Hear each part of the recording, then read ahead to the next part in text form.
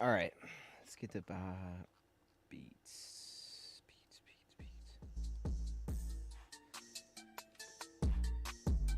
Yeah. Okay. Let's do it. We're live. Let's go. Final 53 is here. Make sure I got the ads. Okay. We got the beats rolling. Oh, this feels good. This feels good. This feels real good. Sounds crazy. Man, hey, we got the final 53, man. And we're going to be reacting to it over here. Hey, shout out to everybody that was over there on Bleacher Report with me, man. I put the link in the community tab because, man, we that thing did not start as planned. Like, well, it's kind of just how it goes, you know. You're supposed to be at 4, and then the Lions are like, all right, we're going to make you wait a little bit. But maybe other teams do that too. I don't know.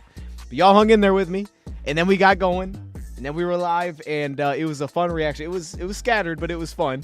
Trying to do the math in my head of who's actually going to make the team, and like, is this actually equal 53? I still got to do that, by the way. I still need to verify that we actually kept 53 players. All right, I still need to do that. But man, we got some surprises today.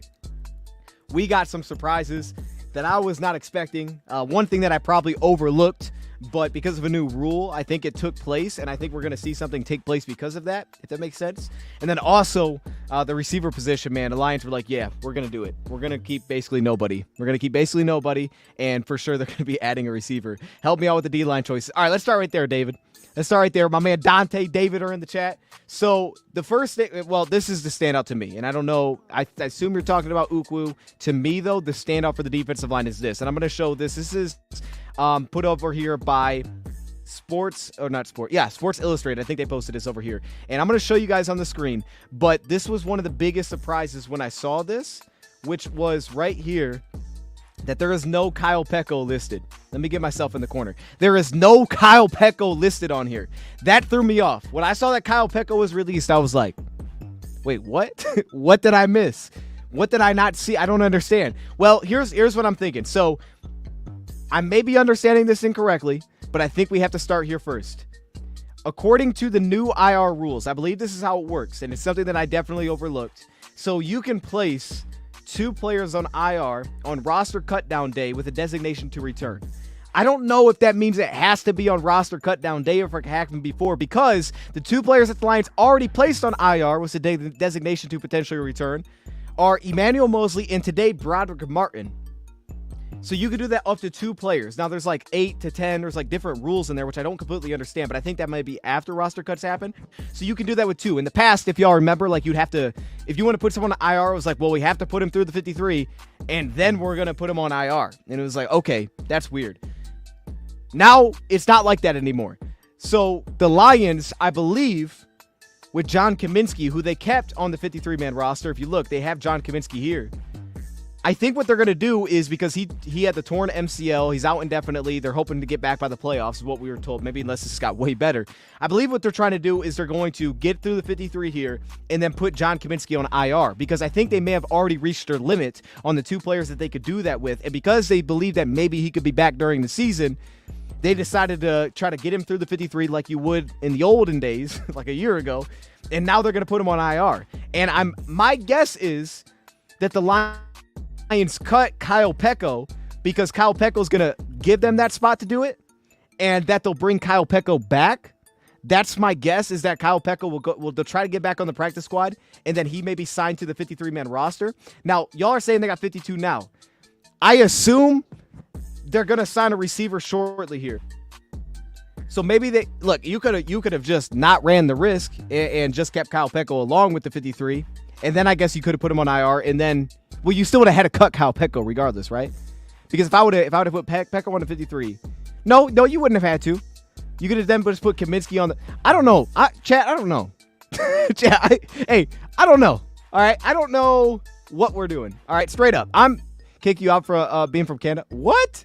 Okay, I didn't know that was a thing. I'm gonna have to ask about that. I don't know, chat. I don't know. I don't know what we're doing. I'm gonna be honest with you, because not having Kyle Peko doesn't make any sense to me, unless there's something that I missed or like he did something off the field. I don't understand that, because I don't remember a serious injury being an issue. He didn't play during the preseason, and Kyle Peko looked good. Like, he looked good to me in camp, and he was the guy that was starting, not Broderick Martin. in training camp practices when we didn't have DJ Reader. So I thought for sure for Kyle Peko's a lock. This guy's making it, and he's great depth. I understand DJ Reader, they're hoping to get him back, but it's like, hey, if DJ Reader doesn't play week 1, who's your nose tackle? Ali McNeil and Levi? Like, you would need some depth. So that throws me off. It throws me off. Chris Smith got cut too, so it's not like he's making the team. I don't know. I don't really understand it. I'm gonna be honest. Okay, let me make sure. Did my camera freeze? Hold up. I think my camera froze. 1 second. Let me unfreeze this. Hold up. I think my camera froze on me. 1 second. I'm not sure why I did that. Yeah, I don't understand that. I don't understand the Kyle Peko cut. If they have 52, I assume he'll be back. But y'all saying we only have 52 players makes that very confusing. Why? Camera, turn back on. All right, I look crazy. Hold up. Hold up.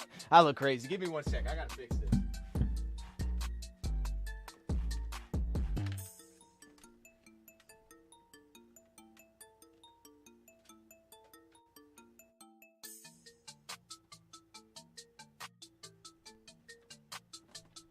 Hopefully it doesn't make me go to my old camera, but there may be a chance it does. I don't know what's going on. My camera can't handle what's happening right now. It's confused too. My camera is straight up confused. You know what? I'm going to take... Y'all can hear me, right? Y'all can hear me, right? I don't know. I don't know why I look like this. I don't know why I look like this. Okay. Should I refresh myself back in? You know what? I'm going to refresh. Stay tuned. I'm going to refresh myself back in.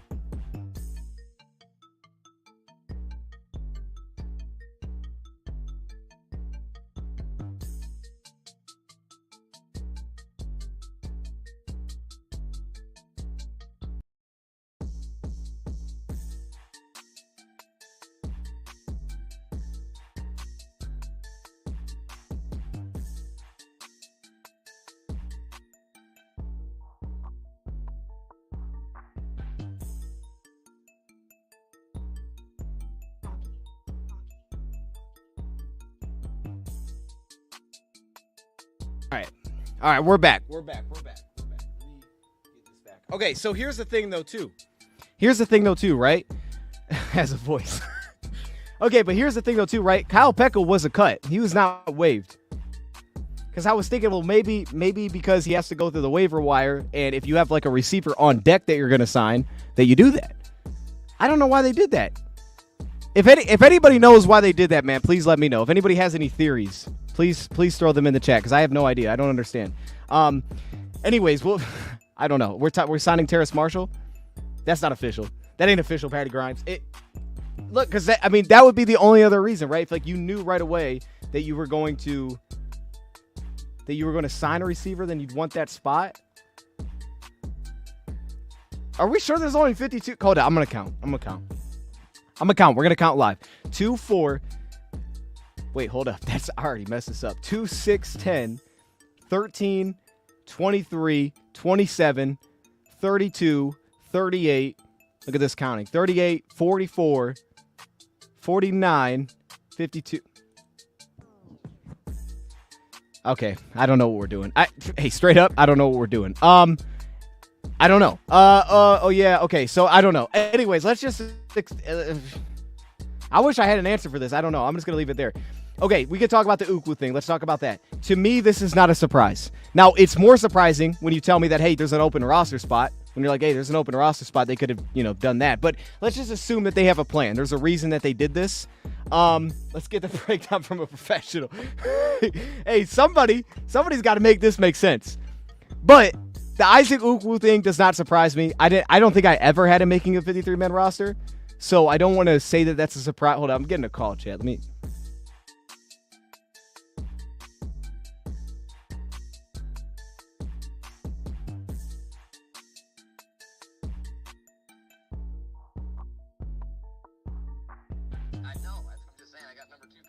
Okay, well, look, Christian McCaffrey should be your pick if he's there. Chat, hey, chat, let me know. Who do you take at top of fantasy? Hurry up. Who do y'all take? I would say Justin Jefferson might be safe number 2. Jefferson who? Justin Jefferson from Minnesota. The wide receiver? Yeah, just Jefferson's going to go great. Or Tyreek Hill. Whichever one you trust more. Okay, Tyreek Hill Or Christian McCaffrey if he's not taken. if he's not hurt or not what? If he doesn't go number 1. Okay. Yeah, and then I would McCaffrey or Tyreek Hill? I would take one of those two. I mean, if you could go Jefferson too. I think Jefferson's reasonable if you wanted to. We got no quarterback, bro. Who's gonna Well, throw it yeah. Okay, well maybe don't then. But Tyreek Hill I think usually goes number 2. to him? Okay, so Tyreek Hill. Someone said take Nate Sudfeld. See if that what? I can't hear you. What? Someone said take Sudfeld. What Oh. was that? Yeah. Are you on yet? You guys started? I'm driving there right now. It starts in 5 minutes. Oh, so you already know you have the 2 pick. Yeah, he just sent me a thing. They said they're doing a snake, and I'm number 2. Okay, so you'll be at the back of the second round then. Yes.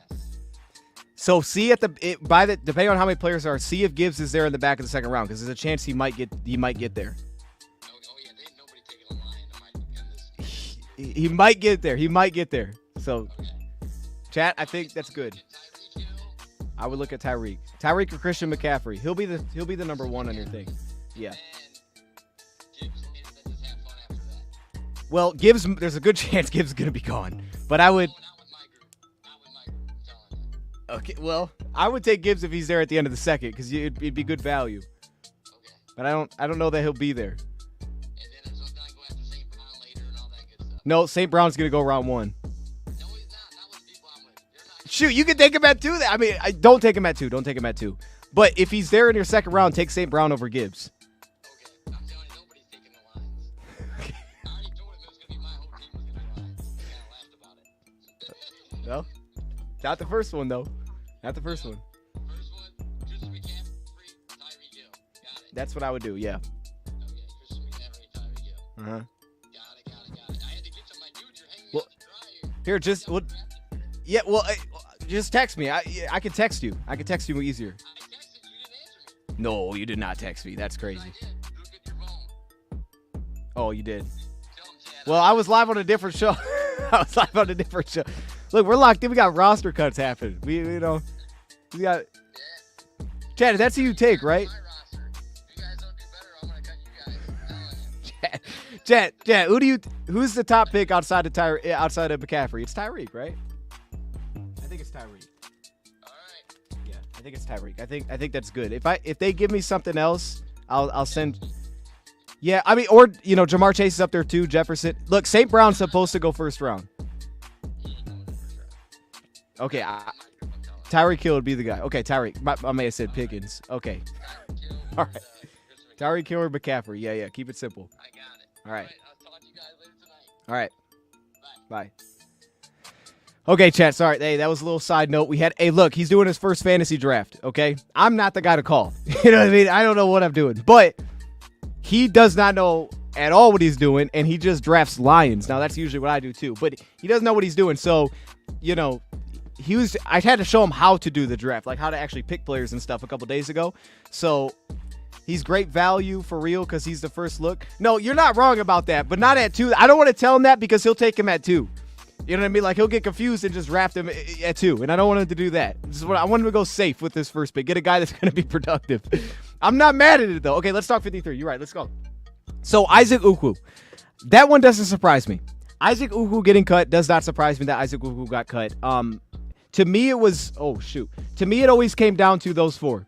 It always came down to James Houston, Isaac Ukwu, Mitchell Agude, and Matthew Betts. And for me, it was pretty clearly James Houston was the best choice of the 4. Now, if they kept the second one, if the numbers worked out, which I guess technically they did, but if they would have and Alliance felt like they had an extra spot, I'm not mad at that. Right? I wouldn't have been mad at them keeping Isaac Ukwu. But my thing is it wasn't necessary. First off, I love their defensive end depth, right? They have multiple guys that could do that. Matthew Betts showed the most versatility. I thought he showed more versatility than Isaac Ukwu did, right? In terms of, hey, I can slide off ball, I can play Sam, I can drop into coverage. And Isaac Ukwu was productive, but he doesn't have the upside that James Houston does as a pass rusher. And even in the preseason, his third preseason game, to me, never got to what Isaac Ukwu never got close to what that looked like. Isaac Ukwu, though, technically speaking, is, I think, a perfect fit for a Lions defense as a pass rusher opposite of Hutchinson. He is an ideal fit. I don't want to say opposite of Hutchinson because he won't start, but he's an ideal for Lions. What they want, pocket collapsers, right? That's what they want, and he's a great fit for that. He's a smart pass rusher. He knows how to win. It just won't translate the same to me in my projection. I could be wrong, but I think the Lions thought similar to me here. It won't translate to Sundays against starting offensive linemen the majority of the time like it will for James Houston. James Houston can translate. That guy can win. He can win a variety of ways. And I understand he doesn't look the same as he did when he had the 9.5 sacks, right? He looks a little bit heavier, which I think actually helped him because when he stepped in against a run, he wasn't elite, but he was serviceable, right? It was like, okay, he's adequate. We can get away with this. He actually made some plays against the run off the backside. He showed some physicality, at the point of attack. Versus in the past where if you put him in that role, it's like, this is going to be a problem. He might have been able to drop a little bit better, but putting him in that role, it's going to be a problem. And as the old adage always goes, hey, you can't ever have enough pass rushers. And Houston was by far the best pass rusher of the four.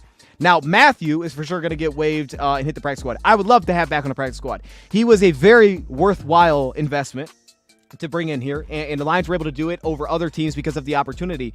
The issue for Matthew Betts is the concerns that showed up in week 2, along with all the good. The concerns that showed up in week 2, he didn't go out there in week 3 and be like, that's not a concern. I actually can do this. I didn't see that. If anything, I just didn't really feel much of an impact from him in week 3. Now, he showed that he could play the run a little bit. He showed that, He showed that, hey, I'm a versatile piece. I'm more versatile than maybe anybody of that position battle, right? I could drop into coverage. I can move around, play different spots. And he was okay against the run, but him against tackles was going to be a disaster. I didn't think that was going to translate very well. So he was going to be fine against tight ends, but not really tackles. That wasn't going to be his bread and butter. So pass rusher had to be a standout trait, and it never got there. It was like, hey, he's got a great get off. He's got a lot of juice. He's got quick feet. He can give you some splash wins like he did inside or when he beat the left tackle off the ball. He'll give you things like that. But against an NFL starting tackle, you don't feel like you're going to get those consistently. You're not going to get consistent looks where it makes me think of like when Kayvon was in college, right? And Kayvon would just have 4 or 5 reps where he just run by the tackle off the line. You're like, what the heck? The guy couldn't even get off a stance. He doesn't have that elite get off, but he has a really good get off. But that's not something that he can just rely upon, right? He's got to win at the top of the rush, and I didn't think he ever showed that he could really bring that to the table to the level that you were hoping for. So for me, Houston was the choice there. It was just whether or not they were to keep more than Houston.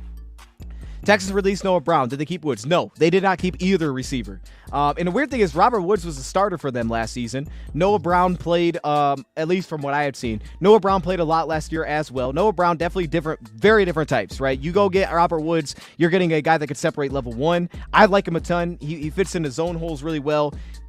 He's incredibly agile, so I'm a big fan of him, especially with where our offense operates. He's a very smart player. And, he finds windows really well, makes himself a target, understands the sticks. Versus Noah Brown, who's much longer, 6'2", a lot of vertical speed, gets up to speed quickly, accelerates well, but he's also a strider. And what I have seen, I have some clips that I could show him. What I've seen so far from Noah Brown, the little that I've watched, is definitely can get vertical. And I think what he does best is the way that he gets into corner routes or long window routes, deep post routes, the way that he transitions and strides in and out of those. It's very smooth and it stacks. He stacks quickly in those spots.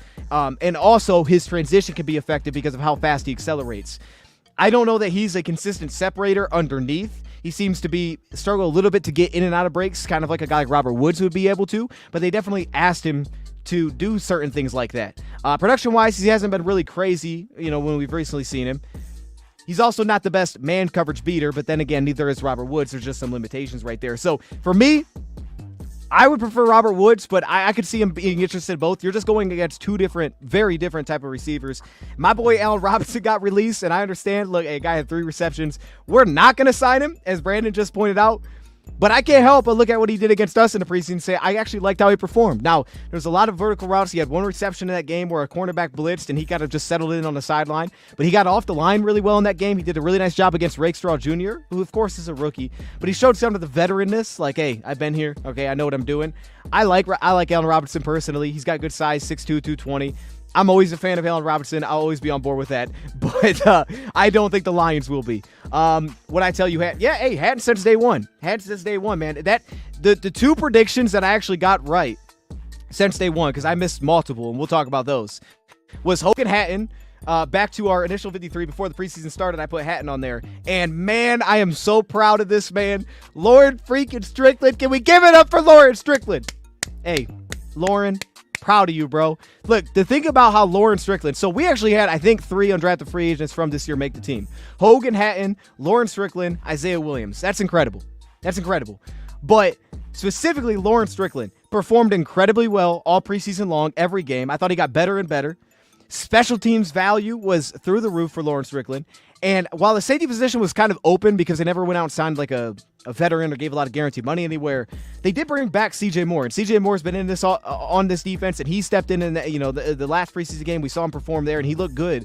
But Lauren Strickland's ability to show, like, hey, I'm versatile. I can kick down into the slot. To show those things, I'm so happy for Lauren Strickland because the more they put on his plate, the more he delivered, the more he showed up. The run defense, the consistency as a run defender that would show up in that game, man, like, that dude was all over the place. He played with the fieriness, but also the awareness, man. I don't want to say I'm shocked because he was like the one I kind of stuck my claim to, like, this guy's gonna do it. But I still was pretty surprised to see that he actually made the team. So I'm super happy for him. What else do we have? So someone brought up another thing. I don't want to miss it. Don't want to miss it. What was it? You not meaning to derail you. No worries, Jared. What's up? Ben Neiman. Is that surprising? I don't think Ben Neiman's surprising, but this is also the recent Kyle Peko surprising. Ben Neiman didn't play in the final preseason game, so, usually I think that gives you a tell, so there's that aspect. Number 2, Ben Neiman also performed, to me, really well outside of just preseason pretty much whenever I was there. Whenever I remember from training camp, Ben Neiman performed well, and as soon as he stepped into preseason, he got along really well with Jalen Reese-Maybin in terms of those two played alongside of each other really well. I think he balances out the skill set of guys like Jalen Reese-Maybin and potentially guys like Mel Rodriguez, right? Guys that can fly to the football, some good athletes. He balances that really well with good control, good awareness. We saw him in zone coverage do a lot of work. Like, Ben Neiman with Kansas City was always consistent. Guys, we did a live stream over here after the Lions signed Ben Neiman, and we watched some film of Ben Neiman to just see the consistency. And I thought for me what stood out was Ben Neiman's take on Ben Neiman's run defense, his run support. I didn't expect that to be as good as it was. Like, it was like, okay, he's actually physically holding his own between the tackles here. But I expected the coverage drops. I expected the awareness and the feel there and late in the plays to go, pass the receivers and take them away. I expected that to translate, and it did. But he also brought a lot of run defensive ability as well, which I didn't expect to be at that level. So to me, he showed a really well-rounded game. I would say the biggest shock was that he didn't play week 3. But in terms of him making the team after not seeing him week 3, I don't think it's a surprise. Tim Patrick cut, give him a prove-it year. I'm not mad at that either. I would not be mad at that. Him being cut and I have to give a pick, I'd be very interested. Now, Patrick has the issue with some of these other guys, right? 2 years of not playing at all. But he did play this year, and he looked good this year. Like, he looked good in the preseason. Very productive against Green Bay. 4 receptions, 30 yards on 4 targets. He had a touchdown on a little beneath route. Yeah, I mean, look, the linebacker core as a whole was good. So, do you think Peko will be back? I think for sure he's going to be back. It throws me off that you only have 52 players. That doesn't make a ton of sense. I want to see if we can get an update on that. But I think Peko ends up back on the practice squad, and I think he signs back to the 53. My guess is Kaminsky hits IR, and Peko signs the 53. That's my guess. Guessing the open spot is for a receiver just for in the roster. So, that comes from Dave Burkett. He's guessing it's just for a receiver spot. Broderick Martin and Mosley on IR. Only 2 eligible to return the season. If John Kaminsky hits IR the next few days, he can return the season. So that's what we thought, right? So that's why it throws me off that there's only 52 right now, because you could have just come in with Peko. But based on those 2 things, I think that's why the Lions cut Peko, because they knew that they want to try to get him back at some point. They clearly like Kaminsky. And I think that putting Kaminsky on IR potentially, putting him on IR once he gets through the 53 to open up the door for him to still return, because you've already put the 2 players between Mosley and Martin on that list. And then Peko can slide back into the 53. I'm assuming that's what's going to happen. Because to me, there was literally nothing outside of if there was an injury that I was unaware of that Kyle Peko did to not make this team. Like, he has the connections. I wouldn't understand that. I mean, at least I'd want to see him play. I don't know. Because it's not like they kept Chris Smith. Right? If they kept somebody else that it was like, oh, I didn't expect Pat O'Connor, where I was like, I didn't expect that. Maybe that's why they did it. They didn't do that. So specifically, Chris Smith would have been the guy. Because they didn't do that, I think for sure he's coming back. I think they're hoping that he comes back. There's just a risk there. Fromm did not make it. Fromm did get cut. Fromm and Sudfeld both got cut. We'll see which one they can get back on the practice squad. I assume they want to get Sudfeld, but I mean, you could sign both. You just only get 16 spots. I think if they get Sudfeld back on the practice squad, Fromm won't be back. but I wouldn't be opposed to trying to get both back. Like, if they're set on we want Sudfeld back, I wouldn't be opposed to saying, let's just keep 2 then. Because I want to see Fromm next year in the preseason. I would love to see him, or at very least, maybe let's just bring him in a little bit earlier next year. I want to see what he looks like, and I think he'd be good competition next year for like a number 3 quarterback kind of battle. Cut to me includes release wave. Yeah. I just throw them all together too. What is available? I know, hey, that's my guy. Y'all know that's my guy. Let's go get him. So Comiskey to IR tomorrow, then re-sign Peko, then grab a receiver. That's my guess, Ryan. That's what I think will happen. Because someone asked, like, okay, do we need another receiver? And it's like, well, you can't really have 4 receivers. And even if they bring back, like clearly there was nobody for them that stood out enough to make the roster, and I think that's understandable. My guess was Alexander. I was wrong. He didn't make it.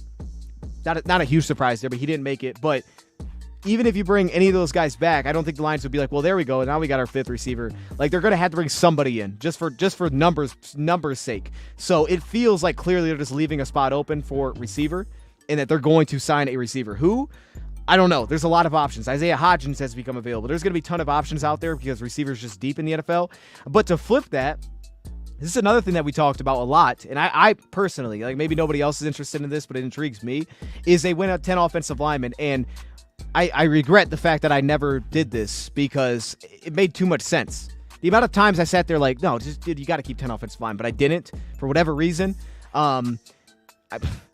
Whatever reason, maybe I should have cut Kyle Peko. But the fact that they decided let's go 10 offensive linemen and let's keep Michael Nice, I think is a very underrated decision. I think that's an excellent decision by them. And that's coming from a guy that did not think that Michael Nice performed very well in the 3rd preseason game. I thought week 2 was a little bit of a step down from week 1. I thought week 3 was a struggle for him.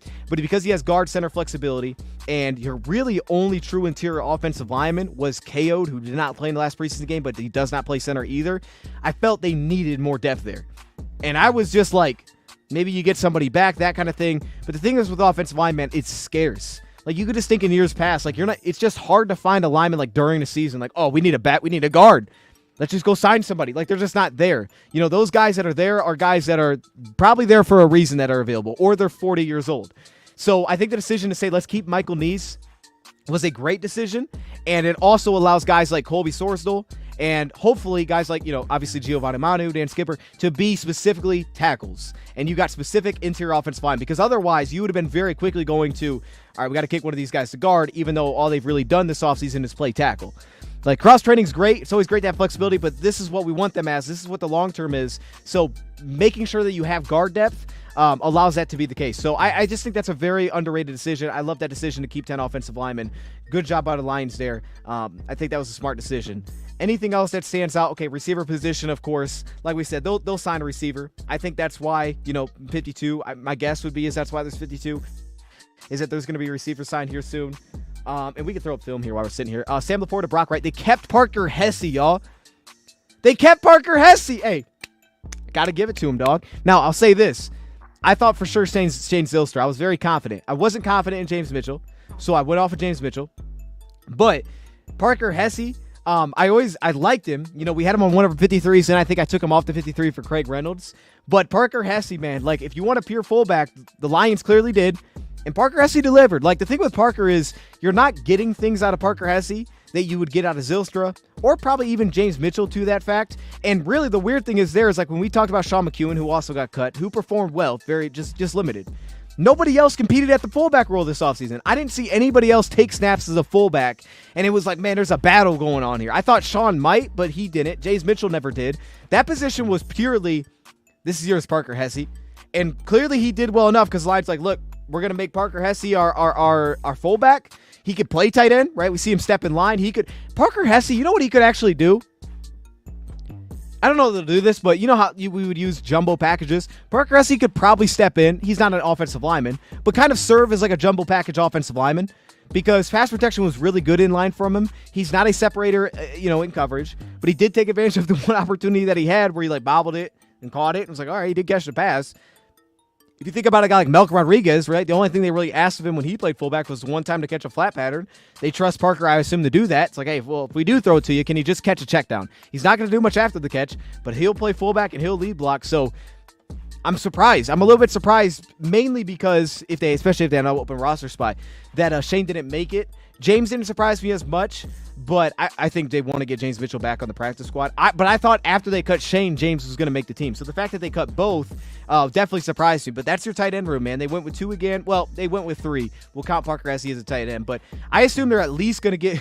I assume that we're at least going to get one of those 2 back. But we may get both back. I think they would be on board with getting both back. As long as they're both interested, I think the Lions would be very fine with saying we're going to give 2 spots to 2 tight ends. I would have no problem with that. But specifically Shane Zylstra, I want to have back. That to me was not a case of like Shane Zylstra didn't perform. It could have been in their eyes. To me, it was a case of we're looking for something different. It was just something different. And they decided to go that direction. Interesting, man. That one surprised me. Or they left a spot open in case MCDC has to pad up. Well, see, now we're thinking. I like where we're going here. We're really being creative. Yeah, hey, no, the print is tiny. The other one was a disaster that we were looking at. Running back, I think, was pretty. Guys, what's the word I'm looking for? Vanilla is not the word. Is it cookie cutter? Is that the word where it's like what was expected? That's what running back is. They didn't do anything surprising here. Now Bam Knight got let go. Jamar Jefferson got let go. Sad. Would love to have Jamar back. Like I'm cool with most of those guys being. Funk got let go. I think for them priority will be like let's see if we get Jefferson back, and I think Bam Knight will also be up there as well. They love Bam Knight. So I think either of the he just texted me, said Lions went fast. Hey, bro, of course they went fast, dog. Of course they went fast. I'm sorry. Hey, I gotta keep my text message on here, man, because he's gonna need some help through this. He said Lions went fast, bro. Like, dog, Gibbs ain't making it to the end of round 2, bro. 3 years, 18 mil for Jamar. I hope we get Knight back over Jefferson. I like both. Yeah, I don't have an issue. I don't have anything to do with either. Obviously, I'm just a big Jefferson guy, but I like what Knight turned into, bro. I like what Knight practice squad prediction video. That'd be good. That'd be good. The issue with that is this thing could start happening fast, and we're not really in a spot to. Let's do like a little prediction now. We're live. Why not? Let's just talk through it a little bit. Didn't San Francisco match the offer on the offer sheet for James Mitchell? That was Brock Wright. And the Lions decided to give him another deal. Lions gave him a deal. Lions gave him I can't think of what I'm trying to say. Lions gave him a deal and they brought back Brock Wright. So that was Brock Wright. Unless they happened with James too and I missed it, but that was Brock. Okay, I have like the wish list and we can kind of run through this now that we know who the cuts are officially. Kind of talk through like who do we want to get back on the practice squad. RV choice was rubber stamped. Okay, I don't know what that is. Match the deal, practice squad. All right. Let's also, no, you're good. Let's also see what else here. What else was the standout? Defensive end, we talked about that. Kaminsky, again, I assume he's just going to hit IR pretty quickly. There's no reason to just hold him on a 53. You're just wasting a spot. So he's going to hit IR here pretty quickly. That'll happen. What else do we have? Linebacker was pretty set in stone. We know that. Cornerback, they did go with 6. I wonder a little bit how deep they'll go for cornerback on the practice squad. Like, speaking of the practice squad, I think if they sign anybody, they'd want to have Gilmore back. I think he feels like number 7. But they don't have to go beyond one corner. If anything, they don't even have to sign a corner. I think they'll sign 1. But they don't need to go extremely deep at cornerback because they kept 6. You know, like if they kept 5, I could send them, you know, being a little bit more like, hey, we have to have the tight ends, a cornerback here. But them keeping 6, like, and here's the thing. This is a really good cornerback room. If any of these guys had to start, I'd be fine with it. If Khalil Dorsey had to start, I'd be like, let's do it. Meek can start. Kendall Vildor can start. You lose a little bit of slot flexibility, maybe. Not even really, because Rakestraw will step in. And now because you have Branch and because you kept Strickland, which gives you the safety depth to say, hey, Strickland gives us a step. Now we can really kick Branch down if we need to. You have basically 7 cornerbacks, right? Like, you're incredibly deep there. Why no Ukwu? So, again, I'll summarize that. I don't want to, like, you know, say the same things, but I'll summarize that in terms of I don't think Isaac... The thing with Isaac Ukwu is this, and this is how I looked at it. I think if it came down to Isaac Ukwu versus James Houston and Mitchell Agude and who was the other guy out there? And now he's slipping my mind real quick. I don't know. Mitchell Agude, basically the 4 edge rushers. If it came down to those 4, to me, James Houston was the clear-cut choice. He's a pass rusher that's going to translate on Sundays. He absolutely can translate on Sundays, and I don't think that's the case with Isaac Ukwu the same. Isaac Ukwu can be serviceable against the run. He could have like some here and there plays maybe as a pass rusher, but I don't think what we saw in the first off, he wasn't an elite pass rusher in the preseason. Okay, he wasn't. Like he was a plus pass rusher in the preseason. Here's the thing also I think is too that can get blown out of proportion is it's too often simply just saying how many sacks a guy has is all that people focus on. Not saying you, but I'm just saying in general with pass rushers is like, well, he had this many sacks, but in reality, I always focus more so on pressures. How many times are you actually impacting the quarterback? Like a sack, okay, that's fine, right? I mean, sack doesn't even mean that you really specifically won. You know, it could have been just an effort pass rush sack. But specifically being able to get pressure is what I usually focus on. Who can affect the quarterback? Who can create hurries? That kind of thing. And Isaac Ukwu was, to me, not going to do that very often in a regular season game. He'd be great on the practice squad. I think that he'd be serviceable if you had to plug him into a regular season game. But he also didn't bring the flexibility that a guy like, say, Betts would have brought to play like, hey, I can drop. I can do all these different things. To me, Isaac Ukwu was not on that level. And again, if you compare him to James Houston, it wasn't close. James Houston was a much better pass rusher. His third preseason game alone, he separated himself. You know what I mean? So that's my take on it. To me, it's not a surprise for me really at all. I never put him on a 53-man roster. I liked Isaac Ukwu, but I never felt confident in that just because, first off, our defensive line is in a really good spot. And, secondly, like, hey, it's got to be able to translate to Sundays, right? Not just what are you doing in the preseason. And I don't think that his game was going to translate the same. They put a lot of patience into Houston, too. And that's the thing, but Houston showed in that final preseason game, like, he's legit. Like, he's still legit. Now, he's different. He looks a little bit different than he did. But James Houston can get after it. And even though he's playing defensive end now, and it's like, hey, we got to take things off his plate, he still did his job. He's just blowing up my text. All but Goff, running back help. What round? Can I just call him? Yeah, let me call him again. Let me just call him again because he's confusing me. I said yesterday we were cutting. This is Troy. Hey, what round are you in? What round are we? 4. Okay, who have you taken so far?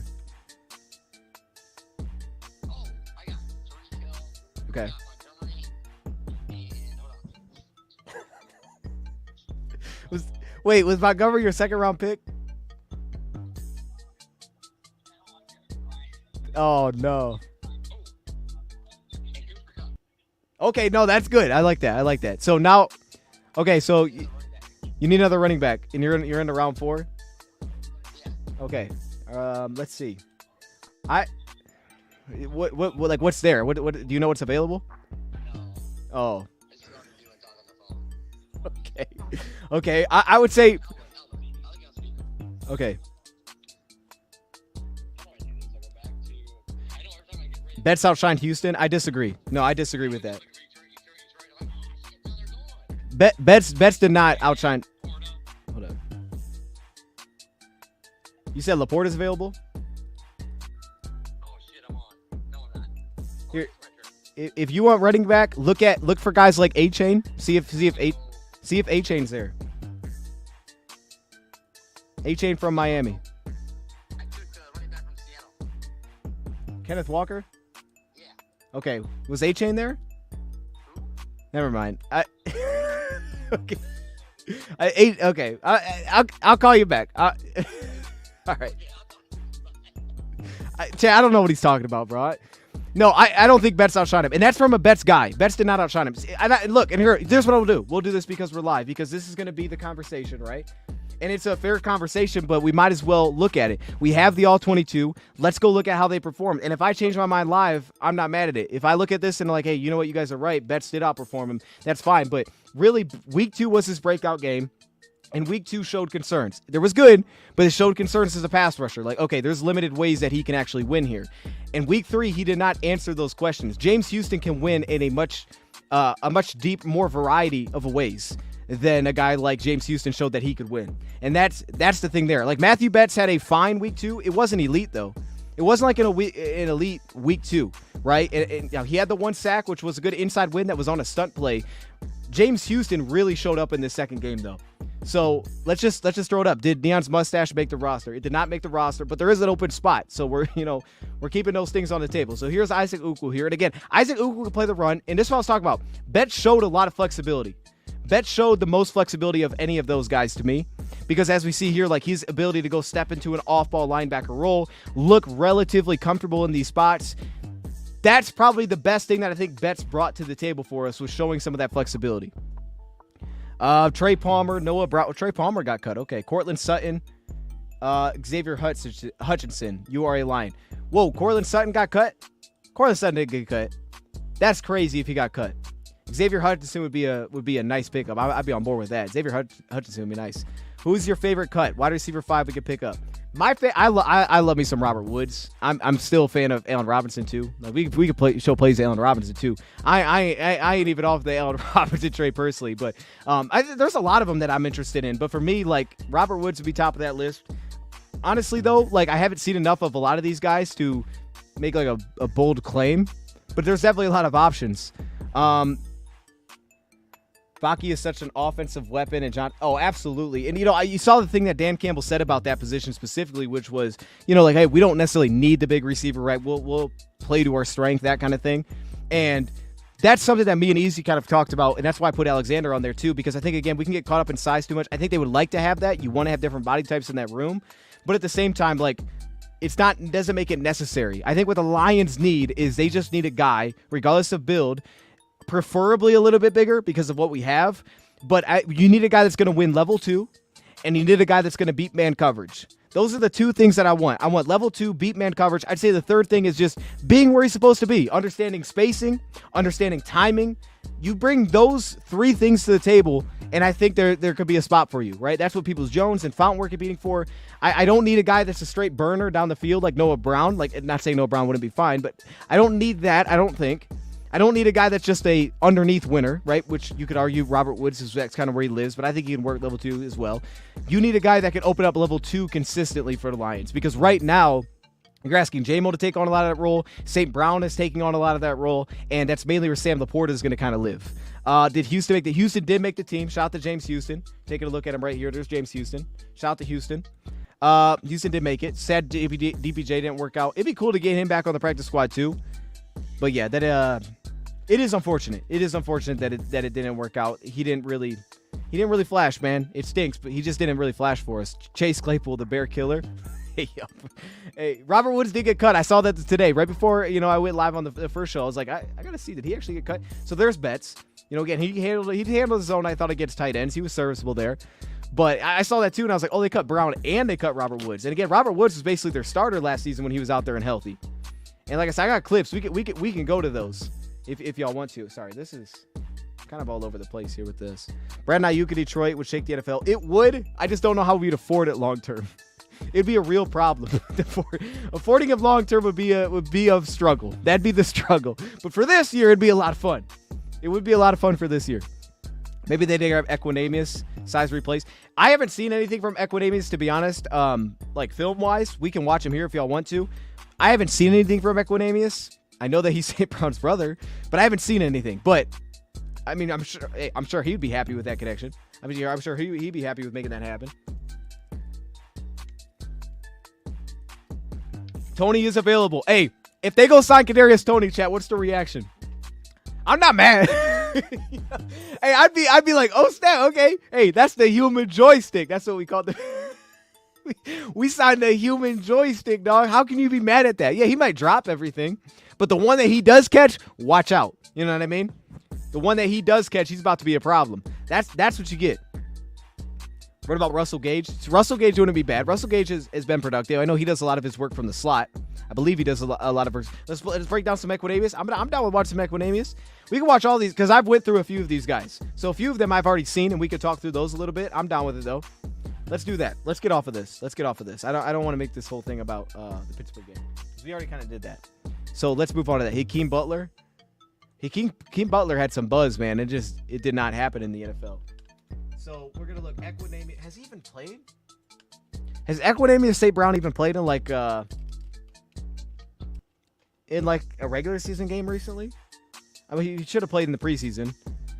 5 receptions, 62 yards, 6'5", 214. Okay. So he did play a little bit last year, it looks like. He did play a little bit.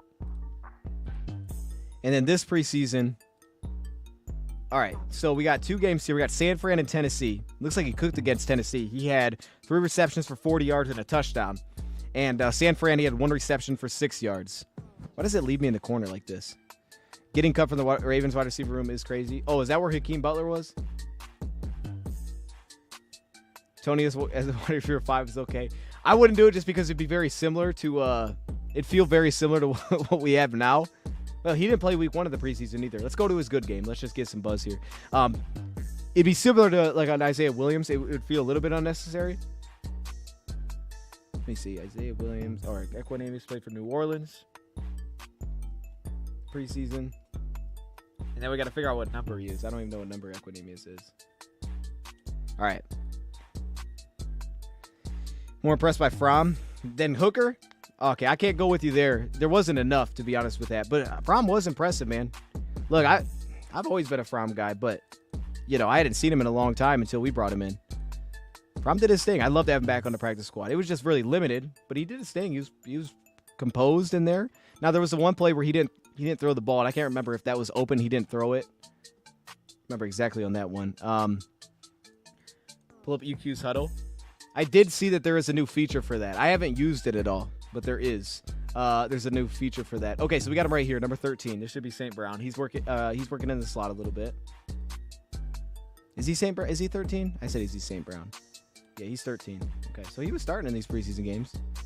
Surprised he got cut, to be honest with you. If they're performing like that. I mean, we've seen guys in the preseason they'll perform well and get moved. Got held up a little bit there. Hooker doesn't need Fromm breathing down his neck. Nah, Fromm ain't breathing down nobody's neck. But Fromm would be great on the on the practice squad. Look, man, Hooker performed well. Hooker's in a good spot. The fact that he was able to earn that kind of confidence from the Lions of like, hey, you know what, you can start. I mean, you can be our backup quarterback. We don't even need to keep Sudfeld. I think that says a lot about where they got to with Hooker. But I hear you.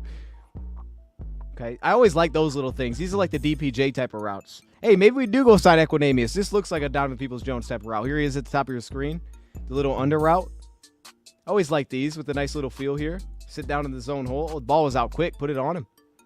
Does a little bit after the catch. Yeah, a little bit. Hooker going to flourish. Oh, Hooker's going to be good, man. Hooker's going to be a starter. I don't know where, but he's a starter, man. He's a starter as our backup. That feels great. I feel like there's a lot of nuance to these routes, though. These routes are kind of straightforward, but he's definitely long. That guy is massive. Using his hands, and it's like just like Peoples-Jones does. All right, I think he's just running off here. Hey, so this means BB will never leave the field, right? He shouldn't leave the field. Not to me. I would never take Brian Branch off the field. He'd be playing safety and nickel for me, man. He wouldn't come off the field if I'm the coach. I'll tell you that. He would never come off the field for me. Hooker, I think we'll get some crazy wild. Yeah, I think. Well, I guess that wouldn't be Wildcat, but I hear what you're saying. Unless you're actually talking about Wildcat, like putting him at receiver or something. But yeah, I think we could see that this year. I think it makes sense. Give him reps during a regular season game. I feel like you can trust him now for that, and he's clearly impactful on a lot of the zone reads, the read options, get him on the move. And he handled it. Like, he made good decisions there. He didn't put the ball in the traffic. He didn't do anything crazy when he got inside the 5. He made good decisions. He protected the ball as well. I saw the one where he had a little pump fake. That could have been a problem. But yeah, I'm with that. I would try that as well. You have him. Why not? 5.5 plays over under the season at Wildcat. I don't think we'll see any plays at Wildcat from him, but 5.5 plays. I like the over there. I like to see. I like him playing over 5.5 plays. Very excited to see Williams. Me too. Williams, crazy, man. I mean, he locked himself in quickly. And again, if he was just a draft pick, there would have been no conversation about him not making the team.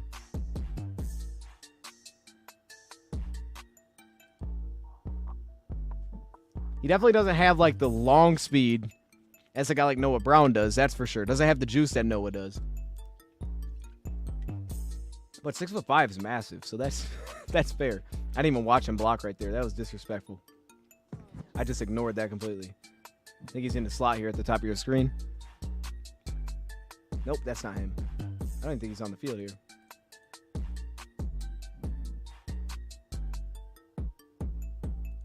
I mean, I don't know. This doesn't look great, but so hindsight 2020, do you think we should have just kept Reynolds? Oh, I would have loved to keep Reynolds. I would have kept Josh Reynolds. They said that they wanted it back and it just didn't get done. I don't know that Reynolds wanted to come back. The number that he signed for, I struggle to believe the Lions weren't willing to give him that number. It wasn't like he made a ton of money. Like the number that he signed for, I think the Lions were fine with giving him. I don't think that he wanted to come back, to be honest with you. I think that was the two sides being part of it, and I don't know that his side was interested in coming back here, which stinks, but I don't know that it was. He's definitely a strider, though. After watching DPJ, he looks great. I mean, look, DPJ... The thing with DPJ, bro, is he just looks stiff. That's the thing with DPJ. DPJ looks stiff. DPJ got open though. Like he did get open on some of those routes, even in the last game against Pittsburgh. Not a ton, but he got open on a few of them. He did have a reception as well, so we got to give him that. Definitely just wasn't to the point of making the team. And I think for him, I don't know where the Lions had him at practice-wise, but I don't remember him ever really flashing in practice. Lions have $40 million cap. No, I think they definitely could have paid it. Yeah, I just don't think that he wanted to come in. But the flip side of that, it depends on who you're talking about, because then you got to get into the long-term stuff. Then you get into kind of the incentives and how those will kick in. Yeah, here he is at the bottom of your screen. Again, we're looking at Equinemius. I don't know. Why do you think he wouldn't want to come back to Detroit? I don't know. Maybe he just wanted to change the scenery. Maybe because of how it ended with San Fran. I'm not sure. But, I know that there's always two sides of it. And from everything the Lions told us, taking their word for it, they wanted him back. It wasn't like they were not interested in trying to bring him back. They wanted to bring him back, and it just didn't happen. He's got a little bend, though, to him. He's got a little bend. Wait, we got rid of Hutch? No, we did not get rid of Houston. Hey, whoever's spreading that lie needs to stop. Houston is here. Houston made the team. He made the team. It's a little, I don't know if I like the footwork a little bit. It's a little bit like he's counting. But he does got a little bit of bend at the top of the route. You saw some of the lean there a little bit. I don't like the footwork. He looks kind of like, he looks very thin. How much does this guy weigh? He looks super thin. Looks like he'd get bumped around a lot. I want to see him against press. Is this against press? Look at that. We just spoke that into existence. See, and Peoples-Jones ran a lot of these routes too. I mean, looking at the route tree, this is something I think would intrigue the Lions. A lot of level 2, a lot of level 3 stuff, not a lot of underneath stuff. I think they'd like a guy that could win on some slants, which Tim Patrick can do. I showed that in yesterday's video. He's just running a fade there. Can Peko get picked up by another team? Yes, Peko could get picked up by another team. Now, he'll have a say in that because he's not on a waiver wire. So if he's like, hey, I don't want to go there, he can just come back to the Lions. But yeah, if someone offers him like a roster spot, then definitely. And I think also, too, it's probably worth pointing out. It's probably also worth pointing out that maybe to other receivers, it's more valuable to them to see that the Lions have an open roster spot. Like, if we think about it like this, if you were a free agent receiver and the Lions are immediately getting on calls with you, like, hey, the cuts went by, they're trying to figure out who they want to go after. Lions have an open roster spot, so they can sign you to the 53. It's not like the Lions are going to be calling receivers like, hey, you want to come on our practice squad? It's going to be, hey, do you want to get onto the 53-man roster? Because we got a spot open for you. Like, we're just leaving that. So that's something that I don't know how many teams in the league did it, but that could be something that they're interested in as well, where other teams, they're trying to get guys in, probably pulling them into the practice squad. Lions, on the other side of things, are putting you right onto the 53-man roster. So that's also probably much more intriguing as a free agent, I would assume, than jumping onto someone's practice squad, especially if you're a veteran, like you're going to get a spot. So that also could potentially help the Lions here. I haven't honestly seen, he had said he's thick. No, he's the opposite of that. I haven't actually seen much of John Mechie in the NFL, so I need to watch him too.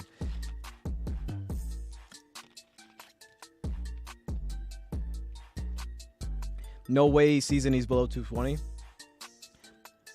Okay. He just looks thin, but he's also 6'5", so that makes sense. Let's get some Fromm clips. Hey, we showed. Well, I guess we didn't. Well, we did. We showed Fromm in a video. We just didn't do it on a live stream. Watch film story. Oh, Lawrence Strickland was great, man. Lawrence Strickland was great. Glad he made it, man. I thought maybe the Lions wouldn't. I'm glad they did. That guy was very well deserved that he got that spot. Give me Noah, sign Antoine Green.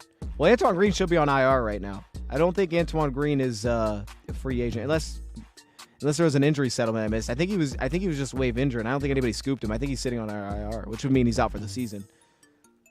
Okay, so you got to stepping up here against outside leverage. He's going to run this whip route. It's a good catch. It's a good catch through contact. He's just not separating very much. And these are the kind of routes that you'd see like Noah Brown run too. Noah Brown probably separates a little bit better on these, has a little bit more juice short area-wise. That looked kind of ugly getting into that break, I'm not going to lie, but he did catch it. That's nice. I mean, hey, anybody's catching contested passes, right? That's huge. I know Mechie's name. I remember from the draft cycle, but I don't even think back then we were doing the draft like we do now, so I don't know a ton about John Mechie. We could watch some John Mechie.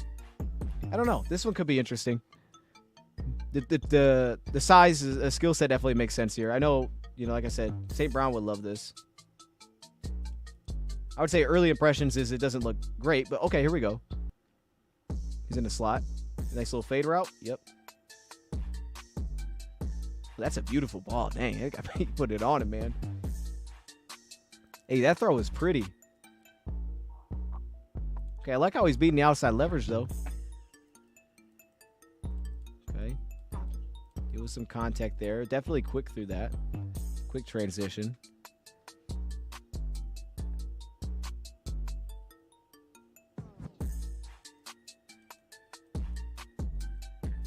He looks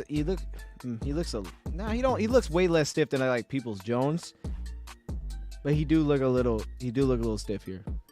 But I liked how he worked around this man. There's some, again, I don't like the footwork a ton because the route break's coming here, like if you're a starter. But he was able to work around it, play through the contact. There's some good focus, good hands through contact. Like, hey, he's catching the football, man. I mean, that's the thing, right? Reliability, route tree, those kind of things. It's interesting. That's an interesting option. I'm surprised Xavier Hutchinson got cut. I didn't even know that. But John Mechie's a trade target, right? John Mechie's not a free agent. John Mechie's on the team. Like, other teams were calling about him, but no one said that or they didn't say that, like, they would actually move him. Bet's better than Houston. No, he's not. He's not, man. I disagree. I mean, we could disagree to disagree with that, but he's not better than Houston. And again, I'm a big Betts guy. It was actually one of my best videos this offseason in terms of how well it did. But in the preseason, I did not get that takeaway at all from him. He's more versatile. He's more versatile, but he's not a better pass rusher. And I don't think it's that close, to be honest. Now, maybe eventually, but not even eventually. No, I just think there's too many limitations there. By noon tomorrow, find our waiver pickups posted. There you go. That's good. That's good to know. Shout out to Doug. Hutch made the team. I think he's a trade target. Oh, he did. Okay. Well, hold up. How many receivers do they have then? Because Xavier Hutchinson is also on the Texans, right? Hold up. Houston Texans 53. Like, how many receivers do they actually have? They get okay. Beyond the big three. So expectations are high for their top three. The Texans opted to invest in their youngsters, and they kept John Mechie. They kept Xavier Hutchinson. Mechie was recently a trade target for opposing teams, and he still sports blazing speed. Okay, I think Hutchinson could be more productive in 2024. Stephon Diggs, Nico Collins, Tank Dell. So they only have 5. If they only have 5 receivers, I don't know that they're going to trade either of those guys.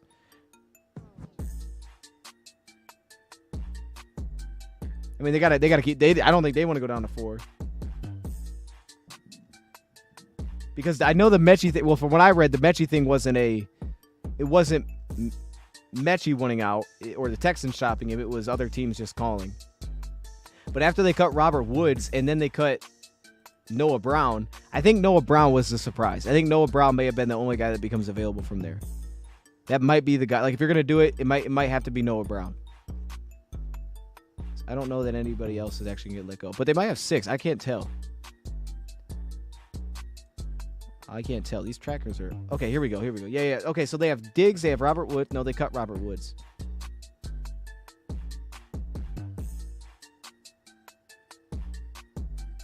Wait, did they keep Robert Woods or did they cut Robert Woods? What did I read this morning? Hold up. I read this morning that he was cut. So I'm really confused.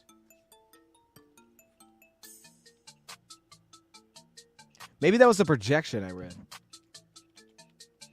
Should Steelers sign veteran free agent Robert Woods? What is going on? What is going on? What?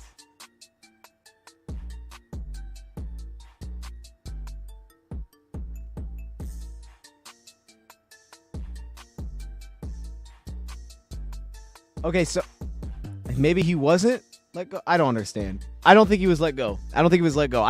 I read a Texans report that had him on the they had him cut this morning. I don't know who posted that. So they kept 7 receivers. Holy cow. So they kept Steven Sims, Xavier Hutchinson. Well, I guess they probably will move somebody then. Yeah, having 7 of those dudes. Shoot, man, they probably move somebody in there. I don't know that they moved Mechie, but I would still be surprised they moved Woods, though, too, because how much he played for him last year. Such a big part of that team. You know, Nico and Diggs will be the starters. Hutchinson, yeah, Hutchinson makes sense then. Hutchinson makes sense. I heard good things about Hutchinson, though, this offseason.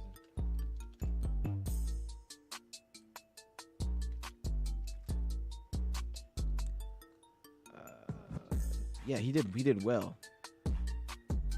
I guess they all just did well. So, yeah, they are in a prime position to trade somebody. Arizona has 8 to 9 receivers. Oh, my. Wait, hold on. I got to see this. They got 8 receivers? Bro, that's crazy. Nah, we gotta look at that. We got to look into that. Cardinals. Yeah, there's definitely going to be guys available. Hold on. Let me see this Cardinals thing. Full list of moves. Okay, that's not it. I don't know your roster like that. Here we go.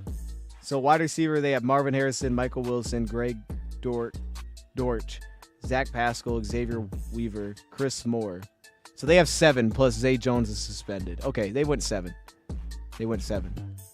Trey Palmer. I like Trey Palmer. I don't think that'd be the guy I go after. I don't think. Just because we have Khalif Raymond, I just feel like I'd be kind of redundant to go bring in Trey Palmer with Khalif Raymond. He was a threat though. Whenever we had to play Tampa Bay, it was like, oh shoot, we got to deal with that guy. Never really took advantage of it against us. But every time you played him, you had to be aware of that guy. I was always aware of him very quickly.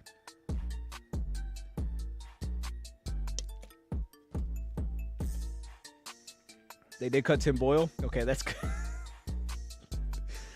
It's good to know, I guess. They must have all just performed well in the preseason, man. So,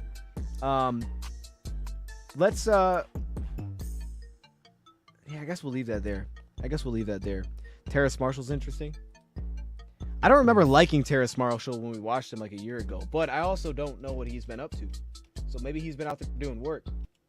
And if he's been doing work, definitely would be interesting. Based on what the Lions did with Benson, I think if they trade for somebody, it'll be somebody that... See, I don't know. I would think they would trade for somebody was really good in the preseason, so maybe a guy from Houston. But also, if you're leaving a spot open, I feel like you want to go sign somebody that you're really confident is going to be receiver 5. Like, I wouldn't want to swing on an upside guy. I don't think I'd be able to be like, oh man, well he could turn into this. Like if I'm leaving a spot open to sign receiver 5, I'd want to feel good that this is receiver 5. That's what I would do. Whenever Boyle is mentioned, I went M. Wood. I don't know who that is. Why do you think the Lions waived Maurice Alexander? I think limitations. I think he's just too limited. I think his struggles to deal with physicality, specifically one-on-one. I didn't think in practice he really shined that much either. So I think those kind of things. I liked how he performed. I think there's ways that he can win. I think he'd be great to get back on the practice squad. But I think that probably had a lot to do with it. All right, so we'll watch him. Oh, he played Pittsburgh. See, Pittsburgh's got good corners. All right, let's look a little bit at John Mechie here. We'll look at John Mechie. They played Pittsburgh week 1. I want to see that because Pittsburgh, they got some legitimate cornerbacks that I know of, and they probably played them. They probably actually played them in their game. Martavis Bryant was cut. Has that guy been like all over the place last couple of years though? Hakeem Butler or Akeem Butler? Okay, I'm confused. The Bucks did draft McMillan, so it's a possibility. McMillan's nice too. Now McMillan ain't Trey Palmer, but he is nice. He is nice. Why do you think the Lions? Okay, I already answered that question. All right, let's we'll look for a second here at. Let's look at this for a second. We're gonna look a little bit at John Mechie here, and John Mechie, he's gonna be wearing the receipt number 8 because y'all are high on John Mechie, so I got to see what the buzz is all about. We gotta find out. We gotta find out. We're gonna find out live. This is not normally how we do things, but we're gonna find out. All right, here we go. I don't want to watch Pittsburgh's offense. We're good on that. Let's get past that. I saw a Desmond Ridder got let go today. I think did not work out. Not in the NFL at least. Or to this point, you know, who knows? Okay, I don't think he's starting here. Houston looks kind of weird. John Mechie's number 8, so he was not a starter in this game. Okay. Wait, so who's starting for them? Because this actually tells a lot. They're playing their starters here. Is Noah Brown? So you got Diggs out there. Isn't 12 Noah Brown? Maybe not. No, maybe not. I thought 12 was Noah Brown, though. I was just watching, dude.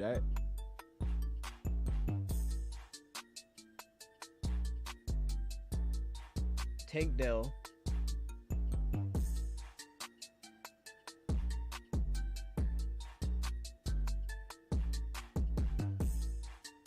Oh, 12 is Nico. Oh, of course. Okay. Noah Brown is 84. I think he's 84. All right.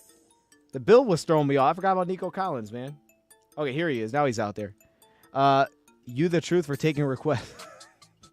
Hey, I'm curious too, man. Straight up. I just want to see what it's going to look like. So he's at the top of the screen. That dude's like 5'9". That dude's got to be like 5'9", 5'10". Oh, gosh. What the heck happened there? Yo, what happened? Hey, what happened there? Oh, my goodness. All right, let's see the release. A little skip. Looks like it's wet. All right. Cover that up. You think your boy JJ still makes the 6'9"? I think he does. I think if they can get him back, he'll come back. I wouldn't call that broken. Broken ankles because it's wet, baby. But I ain't mad at it. You can call that broken ankles if you want. He's definitely shifty.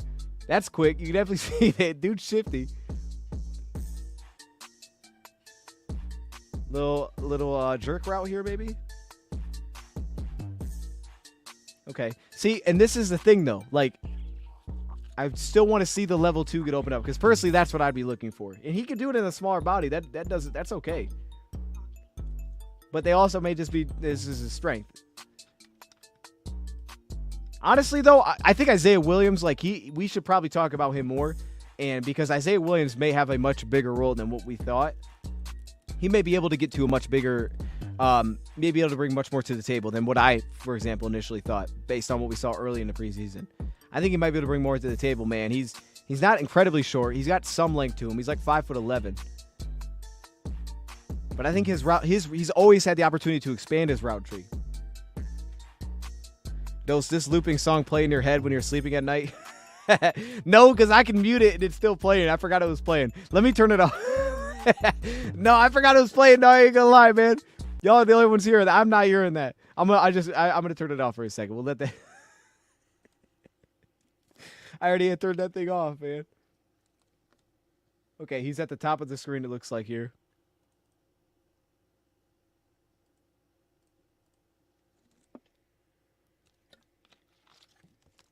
Is that Will Clapp? Is that his name?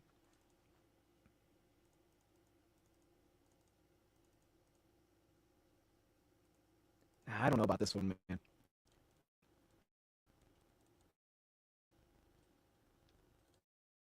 Can't skip ahead. That's not good. We're saved. Music stops. Copyright fines.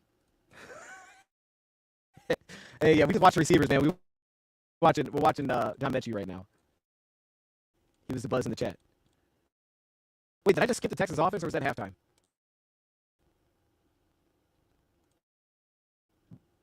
How did I do? I just skipped the Texans offense. What was I doing? Was that like a fumble or something? Yeah, we got 3 UDFAs, man. It's impressive. You know, and I would say all 3 earned it, man. All 3 really took their spot. Like, all 3 of those dudes absolutely took their spots. The long snapper, he took that over quick. Hogan Hunt took that over quick.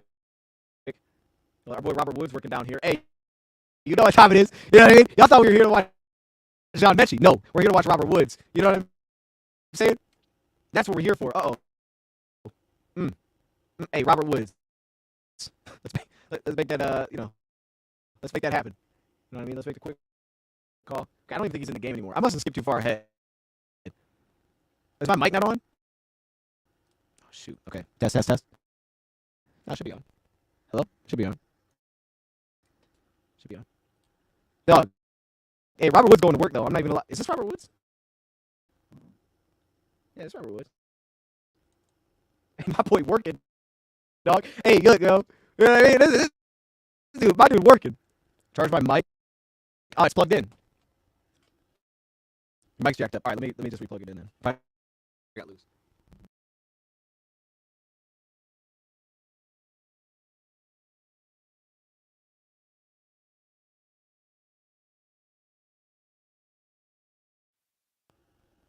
There we go.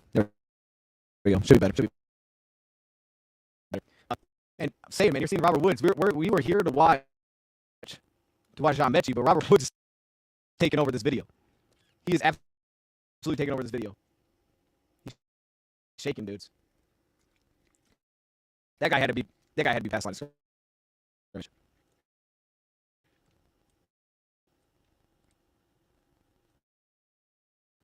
All right, let's shift it to this one. You sound like I'm on the water speaking fast. Yeah, it could be a leg thing too.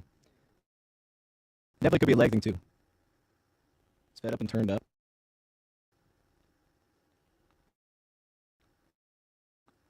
About to now. That's going too far. I think you get the T Higgins, you're going too far.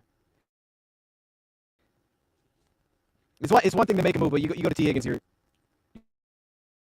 probably doing too much, you know, because then you're getting too big of a deal that you're gonna have to give up to make that happen. Yeah, I don't think T Higgins is realistic. All right, let me just do this. Just talk slower. Hey, yo, hold up. Let me just test it real quick. It'll be good. We'll just test it.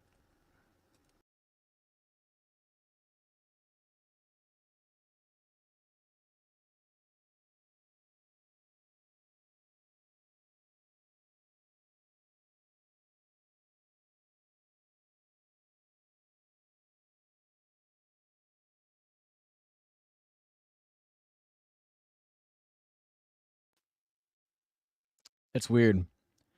Yeah, that's weird.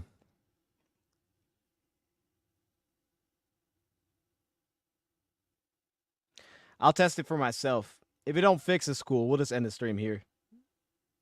Try again later. But let's see.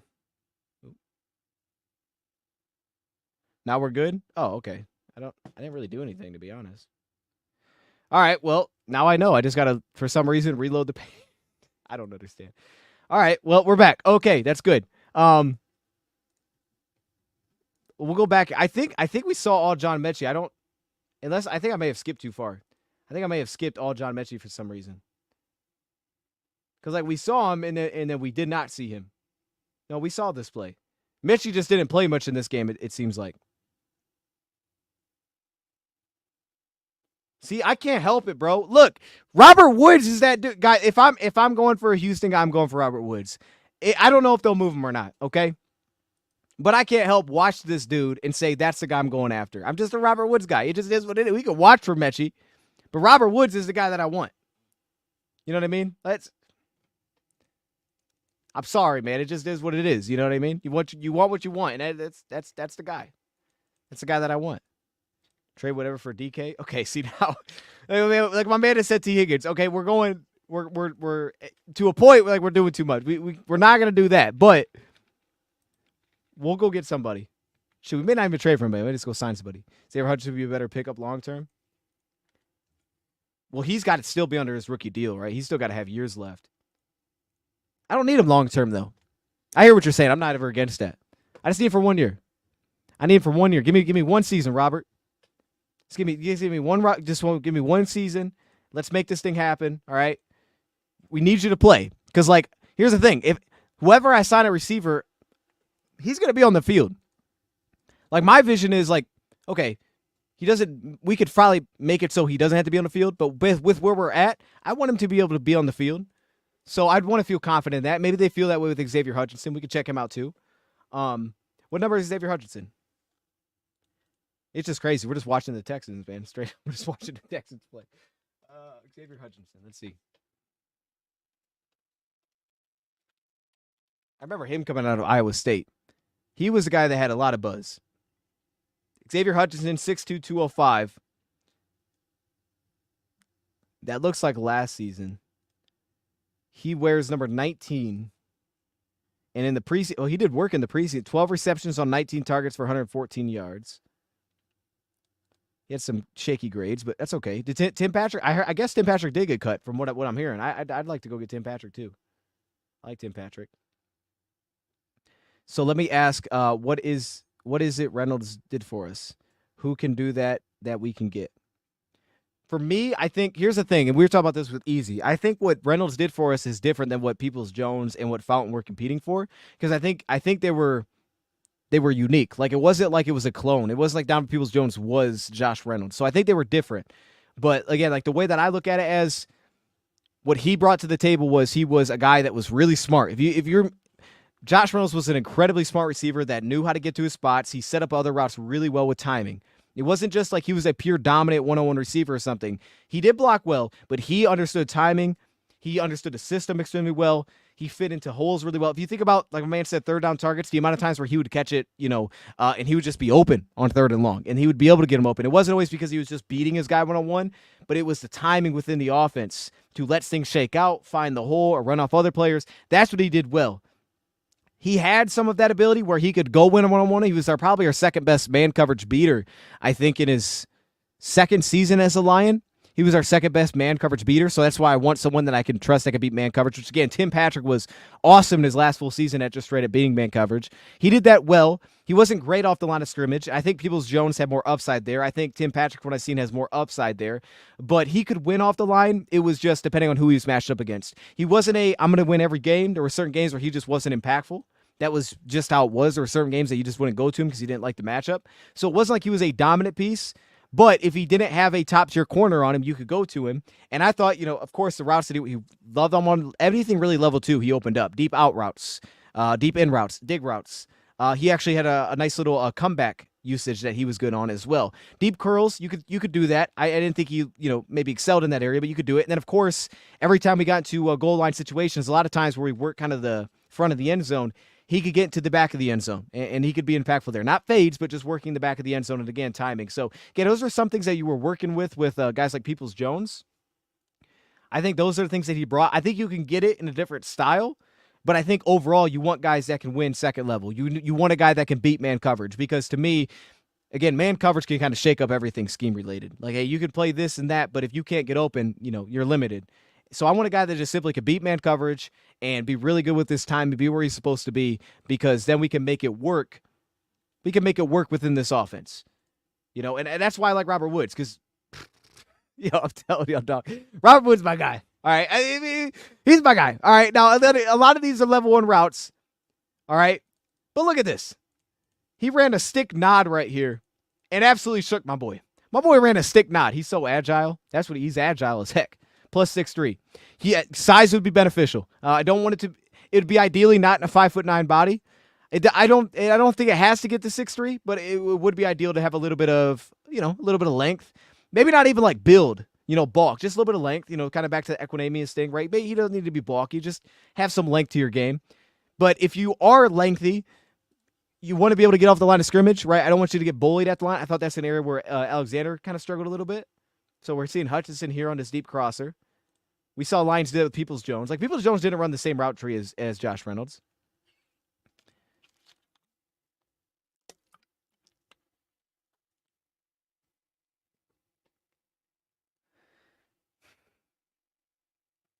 Going to Gibbs and Laporta, who's getting the other 50%. Isaiah Williams. Isaiah Williams now. 6'2" Noah Browner, 5'11" Mechie. He's 5'11"? He don't even look 5'11", to be honest with you. His route running looks shaky too. Yeah, I don't know. This feels like we're kind of just tapping back into what we already have. Obviously, I haven't seen enough.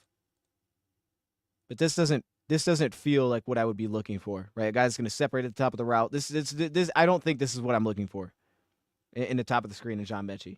This is what I'm looking for. Hey, yo, I apologize. This turned into a Robert Woods video, dog. I didn't even mean to do it. Y'all did it, to be honest. You guys want to see John Mechie, now we're watching Robert Woods. Like, this is on you guys. You guys did this to yourself, okay? My man just gets open. I don't know what to do. I don't know. Rose is gone. He did this last through with Chark. We did. Chark was if we made it work without him. But remember, we did have Marvin Jones coming into the year, so they're definitely going to have to add somebody. Marvin Jones didn't stick around, but you're right. We did do it without him. I like Josh, man. Josh was such a good fit. But they could upgrade. Maybe they can upgrade, right? They could upgrade. Lions signed Tim Patrick. Okay, if that happened, the stream's about to go crazy. And here's the thing, Charles has played me a couple times. I ain't gonna lie. He's lied to me. But he said confirmed. I think this might be legit. Uh-oh. Charles, you need to stop.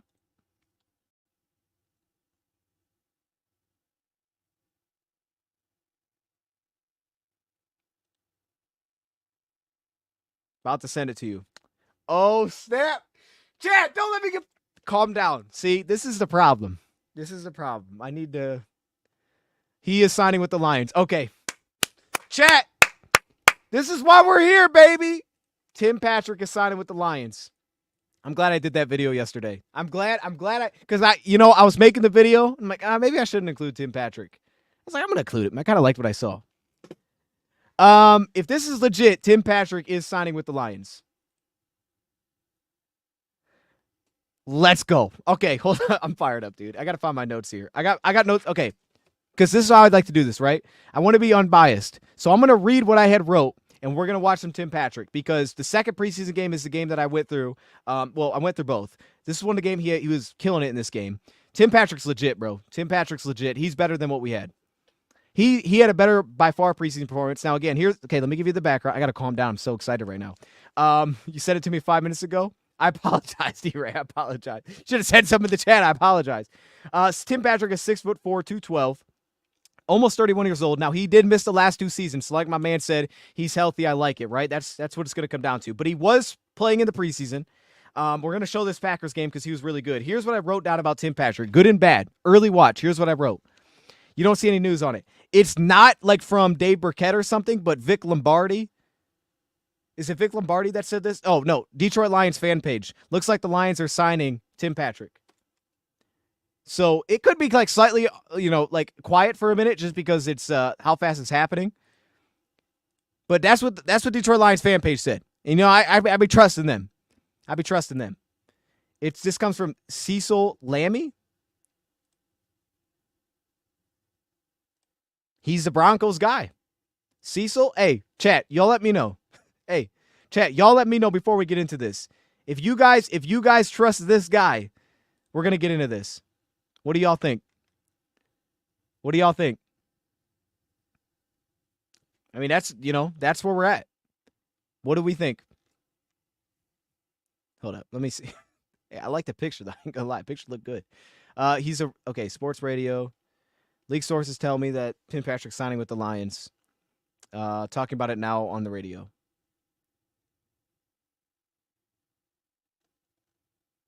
Seems like he's in tune with the Lions, too.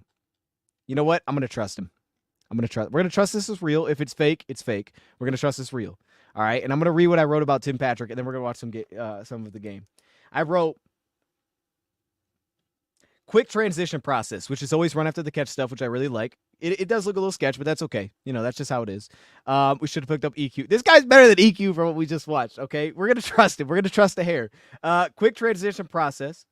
What else did I put here? Fast. Oh, that's kind of the same thing. Transition on deep curls, fast to sink into his break. So again, what I just showed with John Metsu, where I showed like, hey, separating at the top of the route, right, coming back to the football. That's where I was like, well, that doesn't look great from John Mechie. I need guys that can do that because when I throw it 15, 20 yards downfield, I need you to be able to sink, get in, right? I need you to be able to drop your weight and get back to the football. If you're wrong, blame easy. I'm not mad at that at all. We can absolutely blame easy. It's all right for you're wrong. Sorry, we're still talking about a guy regardless. You know what I mean? Regardless, we're still talking about a guy. Hey, like I said, if this is true, this is why you leave a roster spot open, right? Because other teams may be saying, oh, we want him, but now we got to do this to make a move to go bring this in. Or now we got to try to get you on our practice squad. And he's like, dude, I'm not going to practice squad. You're signing me to the 53. We had the spot open. So it makes sense that the Lions already have someone. It would make sense that this is someone that they already have lined up. Because otherwise, why would you come in with an open spot if you were going to wait a little bit? I think his cornering I had some knocks on. He has good lateral foot quickness to work in the slot, which we've seen him do. Vertical speed to push. He's got more hip flexion, which opens up a much better release package. Short area footwork, and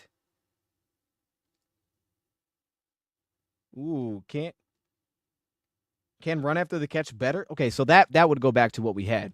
Let's watch some tape here. And then my knocks, I had knocks on his double moves, which makes sense. I thought he was a little bit less sudden into impeding breaks, and he would kind of give tails there. But he does protect the ball in traffic. I think he dropped 5 passes his last full season. And the other thing to that too is, so someone said in the chat, so he missed his last 2 full years, right? 2023, he had the Achilles injury. 2022, he had the ACL injury. So he's missed his last 2 years. But in his last full season, he had 53 receptions for 734 yards and 5 touchdowns with 5 drops. And as I also touched on, statistically speaking, he was one of the best receivers against man coverage in his last full season. He earned an 81.9 PFF grade, catching 21 passes on 31 targets for 317 yards and 3 touchdowns against man coverage, which is incredible. That'd be better than everybody but St. Brown for us last year. I think statistically speaking, that'd be better than everybody but St. Brown. Definitely on the grade side of things. So you're going to see him right here. He's number 12. You're definitely going to see the juice really quickly. He did a lot of work from the slot, at least in this game. Obviously, he has to build to play out wide. But here he is, off the ball here in the slot. See the juice. Some of the quick footwork. Need the contract terms. Yeah, well, even if it does become, though, we won't know that for a minute, probably. I would assume it's just a 1-year deal. Could be wrong, but I would assume because of his age and the injuries and the fact that he was cut, not traded for, it's just a 1-year deal. See him blocking there. I like that. I like how he got out there on the edge. Okay, he's not out on this play. Like I said, he was basically starting for them, which kind of surprised me. When they said they were going to trade him, I was like, okay, I get it because the injuries and stuff. But to think that they would, just let him go, it was a little surprising because of the reps that he was getting in preseason. You see him here. Now he's in the slot. He's on the ball. And this is the kind of little thing that I liked, right? He's going to run an overball route, which is right over the center.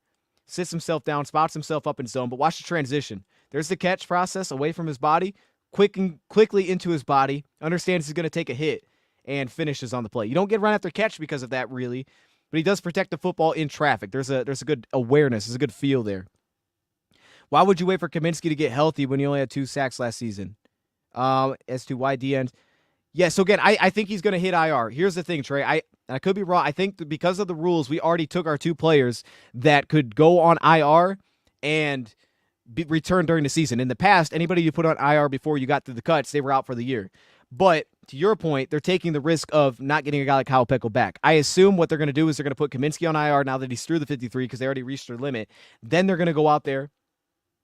And they're going to sign Kyle Peko back onto the 53-man roster. And they'll be able to skip kind of the whole practice squad situation as soon as they put him onto the IR because their spot will open back up. That's what I expect.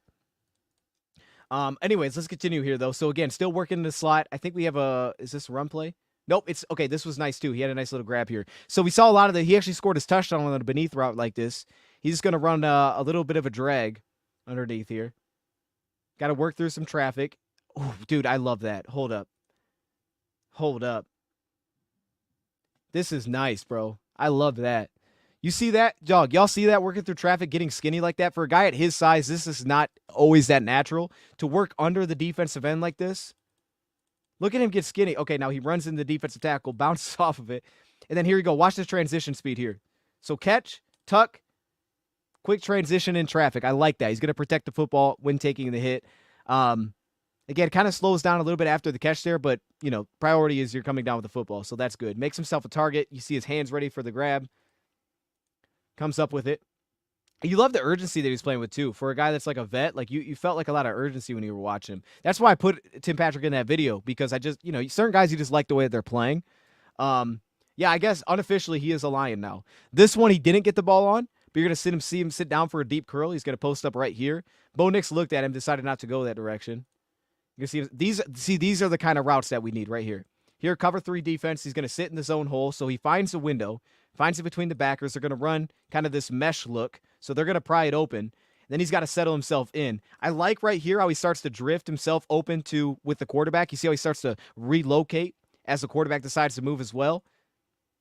Now, the ball doesn't go there, but you like how he stays active. They end up throwing a touchdown anyway. So that's an awesome first drive to get things started. Thoughts on Garrity and his speed? Is he back to the practice squad? I don't honestly like. I thought he performed better than a guy like Bassey. I think in our last preseason game, from what I remember from going through that one, I thought he performed pretty well in that game, if I remember correctly. I think Gilmore was the best, especially as a run defender, but I thought he performed pretty well. Jeff has confirmed. But yeah, let's continue. But here's the thing, though. I think Donovan Peoples-Jones, you're not wrong. Here's the thing, though. I think the benefit of Tim Patrick is he's much more route tree versatile. Like, you have a guy that's Peoples-Jones, you know what he's good at, and you kind of have to live in that world. You go with Tim Patrick, I think you get a lot more flexibility in terms of what you can actually put on his plate just because of his route running upside, right? Because of his separation upside, because of some of the more bend and the lean that he carries in his game. I think you get a lot more of that. So to give the Lions a lot more flexibility, and again, they still get the size. And usually, if you got a guy that's 6'4", that's playing in the slot, think Tyrell Williams.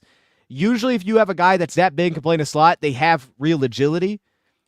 And the Lions signed Tyrell. Remember, they played him out wide, even though he played in the slot before, you know, he got here. And that was like where he had his breakout season.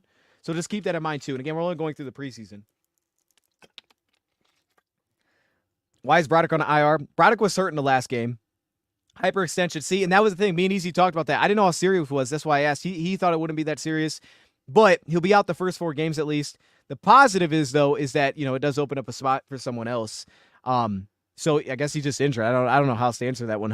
Again, hopefully we just get Peko back. I assume Peko will be back. Peko's cut, but I don't think Peko's going to be gone. I think Peko will come back. I think that there may even been a kind of verbal thing there. Like, hey, we're going to cut you because we have to go get a receiver and we know we're keeping 4. But hang tight. We're going to move Kaminsky, and we'll sign you. We'll bring you back. Because, again, he didn't do anything not to earn a spot. He performed well in camp, performed well in practices, didn't play in the preseason. I don't understand why he would be cut and not brought back. You know, unless there was something off the field that happened that I was like, I don't know. Like, is he hurt or something? To me, there would have been no reason not to bring him back. Here he is out wide on this play. Well, he's technically in the slot. But anyways, he's going to run an out and up move here. I don't love this. You know, this isn't great. We probably won't run this kind of thing that often anyways with him. You know, there's the out route, and you can see with kind of the footwork slows down a little bit. I don't know. I do like how he settles down on the sideline a little bit, though, here. You see the awareness where you have the coverage over top. He kind of sits himself down, dials it down, instead of running through into this zone out here. I like that right here. He makes himself a target where you could potentially throw the ball there. You get that with veteran receivers like Tim Patrick, Allen Robinson did things like that. Let's continue. Should be back out there here. See? Oh, no, he actually caught the football. Sorry, I was looking at the wrong player. He's in the slot again. Right there. So this was a nice one. I think here was Tampa 2 coverage, if I remember. Linebacker's going to drop out to the deep third. He's going to break down right underneath it. So, again, you see the vertical push, the juice. Watch the linebacker here. You see how he's turning and running now? That's the kind of burst that he has where, yeah, it's a linebacker, and he has that responsibility, but he was able to force him to turn and run on the play. As soon as he does that, he's able to dial it down, and that's how he creates space. But you can see that him hit the juice right here. Bam. And then look at that. He's able to sit himself down. He really dropped his weight, too. There was some real bend. There was some real sink there. It wasn't upright. It was all beating the drum. he was able to actually drop his weight a little bit and kind of limit some of the footwork here. You see how low he gets? Boom, right there. 1, 2, 3. And he's back to the football. It's efficient. There's the catch. Traffic, tuck, protect the football. Got the first down. So again, like, we have guys that will do things after the catch. I'm not saying he can't. I'm just saying I can understand why priority is let me take care of the football. And when I saw this, I was just like, yeah, this is going to work. We can make this thing work. You know, we'll look at some more plays, man. Here he is in the slot. I think he's going to run kind of one of those dig route looks here. See, okay, I don't remember loving this one. I still think there's a little bit of bend there. I do like how fast he's able to react to this, though, because that zone defender got on him quickly, and he kind of halted him right here when he was driving on the pass, so he had to kind of quickly work through that. Not the best there. It's a little bit of tightness. There's a little bit of tightness in his sink, but he does run low, so that's the positive. It's a little bit of tightness here. Makes sense, though. I like him working through traffic here. I loved this. You know, the hand usage. This is something that he did back at Utah. If you don't know, he went to Utah in college, and I think he was an undrafted player. And one thing that he did well is he always used his hands well. And you see it right here. Look at this. Boom. Inside swim move, right? Hit the elbow. Right here again. Boom. Inside swim move. And I love that, working through traffic, active hands, creating that space. That's something that a lot of the big receivers have to do, is utilize hands, because they're not going to have the agility to work around guys. Well, he's playing right here. Patrick's playing right here, Zach. You know what I mean? This was a couple weeks ago. But yeah, I always love the guys that have good hand usage, especially with size. Because you're gonna have to do that to separate, especially against zone coverage like that, because guys can kind of just park in their way and a lot of times throw off the route. I think he plays more in this game, but I don't know for sure. Is this him right here? Don't think so. He may be done for this game. We might have to go to the other week. I thought he played more in this one, unless I just missed it.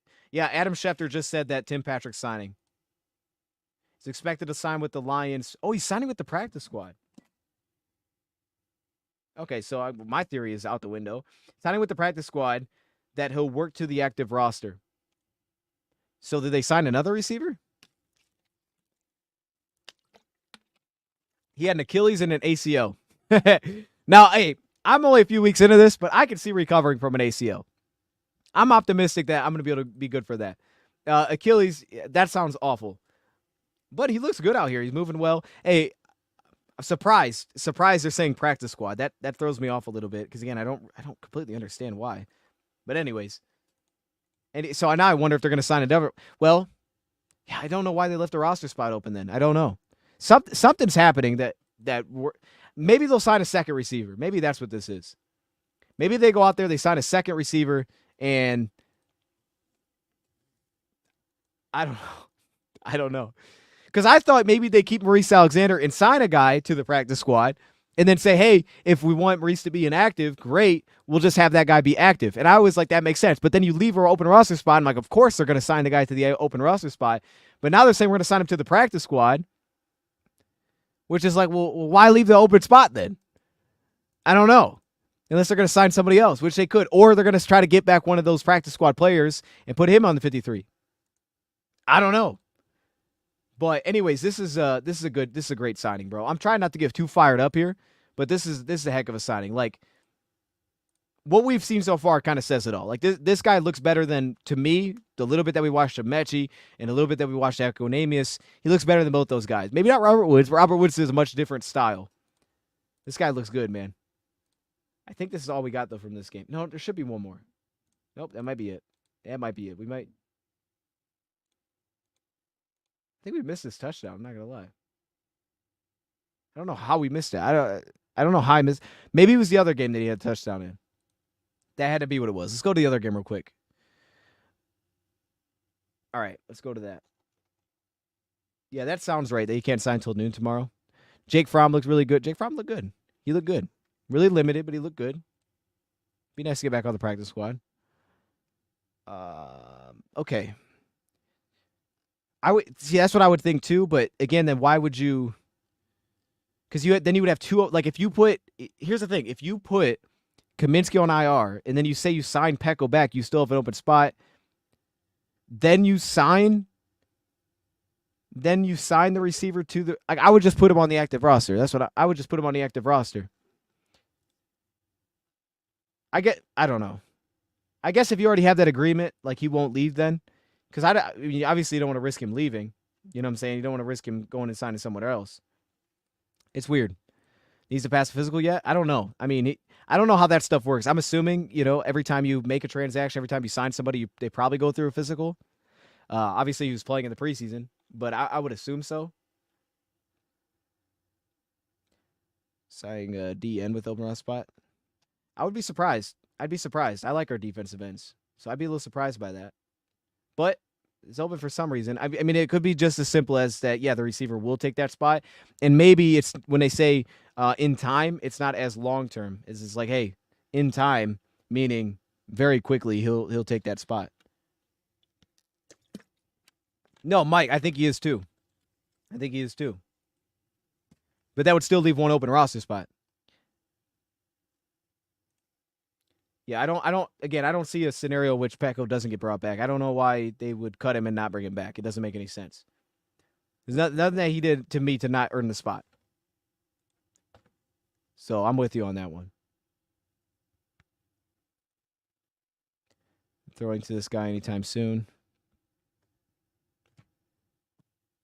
Wait, what? Does it want another mouth to feed? I mean, you have to have depth. Like, we have to have another receiver. You know what I'm saying? J-Mo, like, obviously, yeah, he's not one of the top guys, and he won't be. That's why the whole thing was overblown the entire time when everybody kept saying, we need a wide receiver 3. It was like, dude, we have 4 receivers, right? This is wide receiver 5. So, yes, he'll be depth. But that being said, we definitely needed depth, right? Like, yeah, he won't be a go-to guy. Not right away, at least. But he could be eventually. I mean, you take J-Mo out a game, it's like, hold up. We might need this guy real quick. St. Brown's out of game. Like it's there's still a role for him. Like, because J-Mo, there's a lot of things he needs to improve upon. There's a lot of things he needed to, and I think he got a lot better, from what we saw in throughout practice. Like, he definitely seemed a lot more efficient with his footwork, those kind of things. But still, even that, body type wise, there was still some things that he'll probably not be great at that you probably will get better. I would assume you get better out of from Tim Patrick. Like, for example, running a comeback route. I don't know that I want Jameson running those at all. I don't know that he'll separate on those. But from what I see from Tim Patrick, I think he would separate on those. So we see him here at the bottom with this quick slant. This is what I'm talking about, bro. This is the release flexibility that he brings right here. Dude, that's nice, bro. He's got the lean. He's got the footwork. He can get off the line here. I love this, man, because this is something that I thought Peoples-Jones didn't bring as much. He went a different way. But this was big time. Now, the cornerback play isn't great for Indy either. There you see some of the juice after the catch.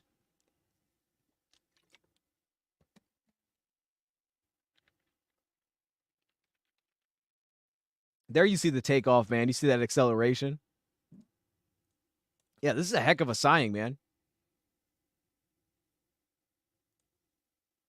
I'm really happy about this. I mean, the injury things are what they are. Like, that's probably why they released him. But he's playing. He's out there right now, and that's all we can do with it.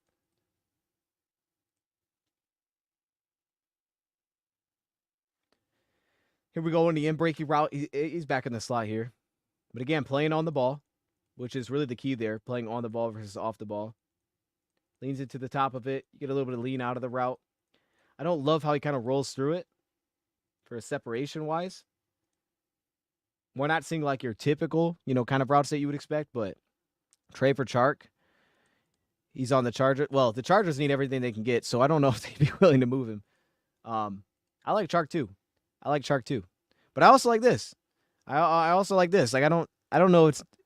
You could. You definitely could. I don't know if it's necessary, though, because if Tim Patrick becomes wide receiver 5, I'd feel good about that. Tim Patrick is absolutely a receiver 5. What am I talking about? When Tim Patrick's healthy, this is a receiver 5 easy. This is easier. I mean, bro, this guy was starting for the Broncos basically in the preseason. Tim Patrick is definitely a receiver 5 plus type of talent. It's just about him being healthy. Like, talent-wise, though, nah, this dude could absolutely hang as, like, your final receiver on the depth chart. I got no issues with that. How does now, but when he left, where did he go? Oh, okay, you guys talk about that. All right, we're going to leave it here. Dang, that's a nice move, man. That's a slick move when he's healthy. I mean, it just is what it is. Otherwise, I don't think he'd be available. If he's been healthy the last 2 years, he probably would have an extension. He probably wouldn't, he wouldn't be available. I don't know why they let go of him. It just is what it is, bro. Hey, some people got injuries. Some people got them. That's the risk. But at the same time, he's out there right now, and the dude can play. Solid receiver 4. Like, at one point, he became like receiver 1 for Denver. I mean, this guy came onto the scene. If we look at it, I think he had a monster year.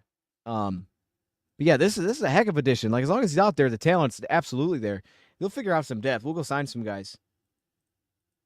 But yeah, 2020, 740 yards. 2021, 730 yards. And the thing is, those numbers are... No, he didn't have 1,000 season. But those 700-yard seasons are basically more than what we got out of Josh or DJ Chark in a single season. So it's kind of similar.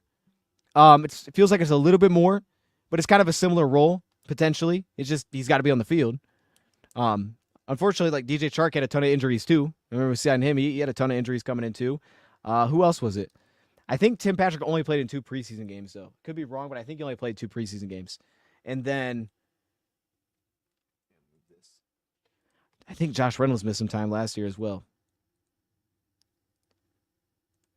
I don't know. I got a little bit more. I think I got a little bit more like forgiveness for guys that are injured after having an ACL tear. Like, hey, bro, you're allowed to work back from it. All right, I'm not gonna count you out just because you were hurt. If you can play, you can play, and you're out there. I'll give it to you. I ain't gonna bring that up. You're playing. Yeah. Let me just real quick. Yeah, he only played 20. Wait, that's not right. He only played 26 snaps in the preseason. Yeah, because he only played 2 games. He played Green Bay and Indy. Indy had 1 reception, 14 yards we saw on the slant. And then Green Bay, 4 receptions, 30 yards, and a touchdown.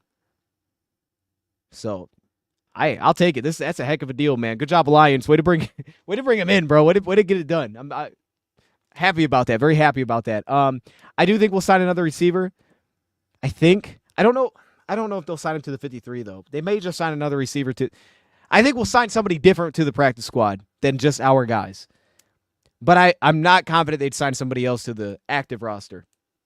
I think the vision is clear. Like, hey, let's get some guys that we like on the practice squad. Maybe we get back a guy like Alexander. Maybe we get back a Fountain or something. And then Tim Patrick, you're gonna be the guy on our active roster. That's what I'm looking at. You're gonna be the dude. Eventually, you're gonna be that dude. What was the trade for? No, it wasn't a trade. He was a free agent. We just signed him. They were trying to move him because they said multiple teams were interested, I think. Thinking of if you are thinking a wide receiver X we could be in on, otherwise, what's the thought? Okay, again, for me, the only thing there is, it's kind of like we talked about. Like, I first off, I don't put too much into being a wide receiver X, in the label. First off, can you win off the line of scrimmage? Can you win off the line of scrimmage? If you can you win on a single side? Yes. Okay, then you're an X receiver. And for a guy like, Peoples-Jones could do that, right? Josh Reynolds could do it. But in our offense, we play a lot of condensed splits. We play a lot of stacks. Clearly can play off the line. We see that example of him being able to get off the release. I'll have to watch more of his older stuff. But obviously he has the body type. Can he win singled up?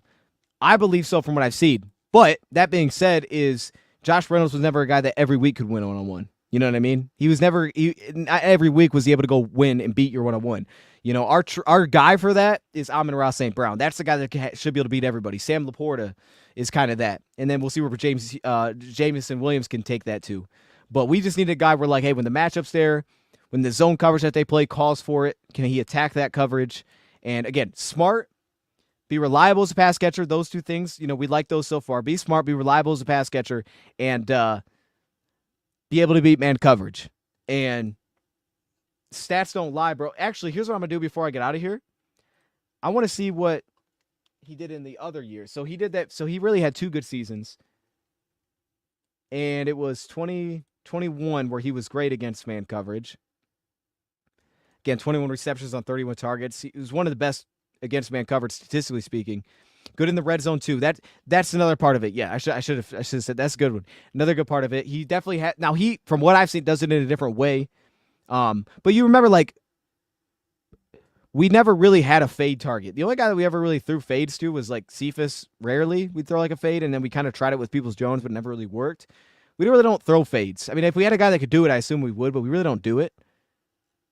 So yeah, like however that is, win. And I think for us, it's more so about, again, spacing, finding the holes in the zone, spotting up. Can you toe tap the back line in the end zone, like that kind of thing? Can you high point a little bit? And those were always things that Tim Patrick's been capable of. So if we look at 2020, Tim Patrick gets man coverage. 22 receptions on 37 targets, 4 touchdowns for 336 yards. This guy's one of the best. He was one of the best against man coverage. Tim Patrick was graded out as the 32nd best receiver against man coverage in 2020, according to PFF. And he would have been even higher in 2021. Bro, I'm fired up about this. Hold up. We got a dog, dude. We got a dog. We just need him on the field, bro.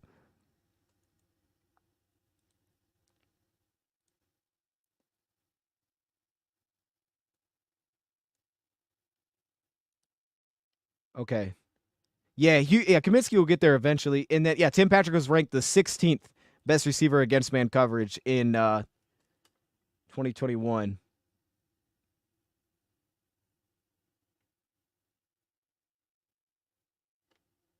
That's what we needed, bro. That's what we needed. Hey, my wish list would have been just that.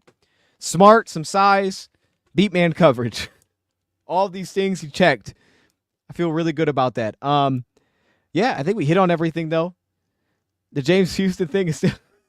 James Houston did well, man. Wilson kneed himself in the head one too many times. Okay, I don't know who that is. Wonder if the Lions are trying to trade for him before he got released. Maybe. I think it's possible. I'm glad we didn't have to. He had a season-ending injury. He got told to play linebacker. He's not a linebacker. Okay. Patrick will be in the Lions practice squad according to report. Yes, sir. Yes, sir. Suddy Boys candlelight. Yeah, Suddy Boys. We got to get him back on the practice squad first, Ryan. Let's get him back on the practice squad. He's coming back. He's coming back. He can't. He won't be asked to do much in coverage anymore. And he was capable against the run. Let's not act like he was just out there getting blown up. We can go to the historic things, but we also got to look at what he did.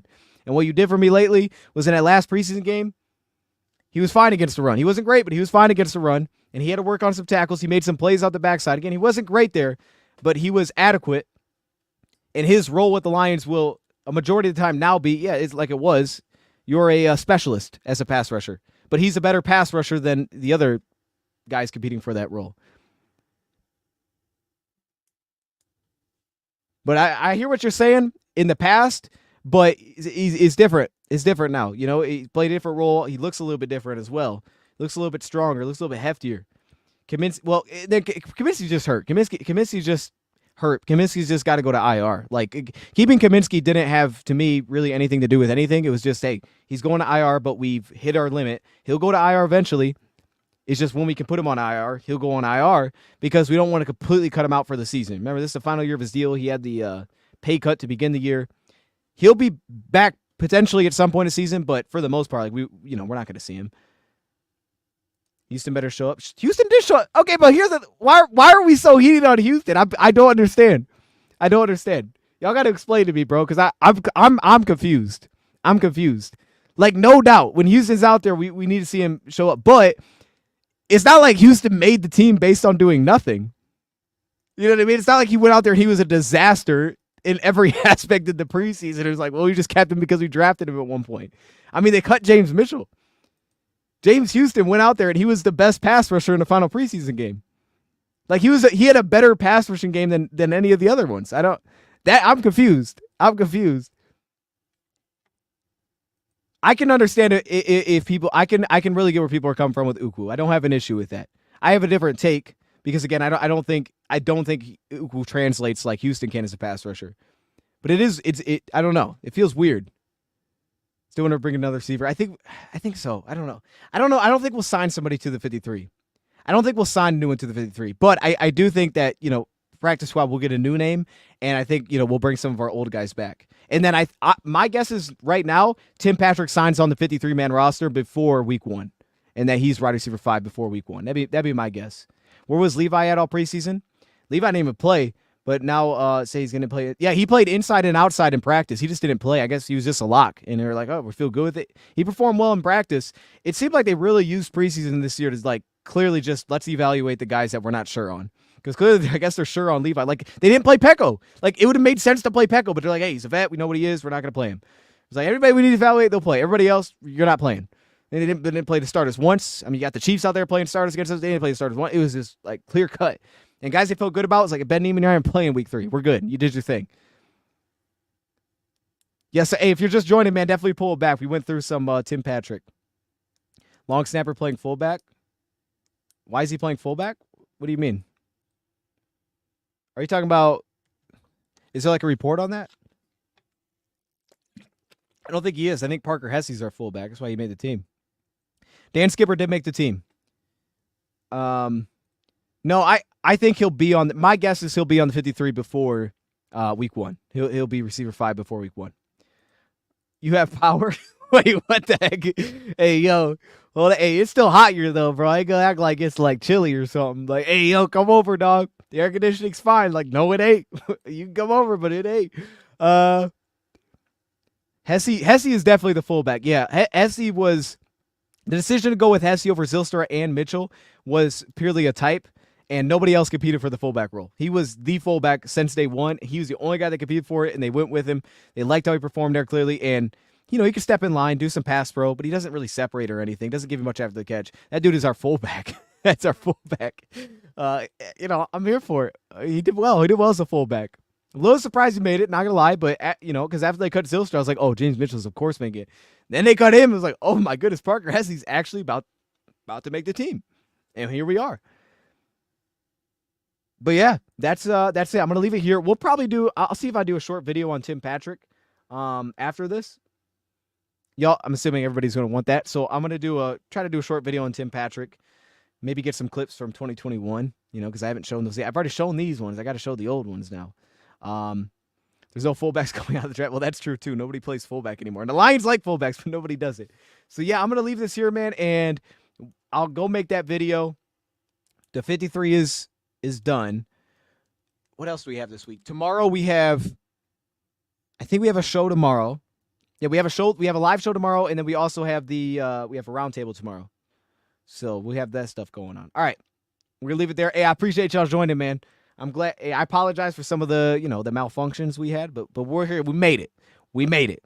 Thank you, Prime, for watching. I will see y'all. Hey, check out the video, man. Just check out the video. See what's up. All right.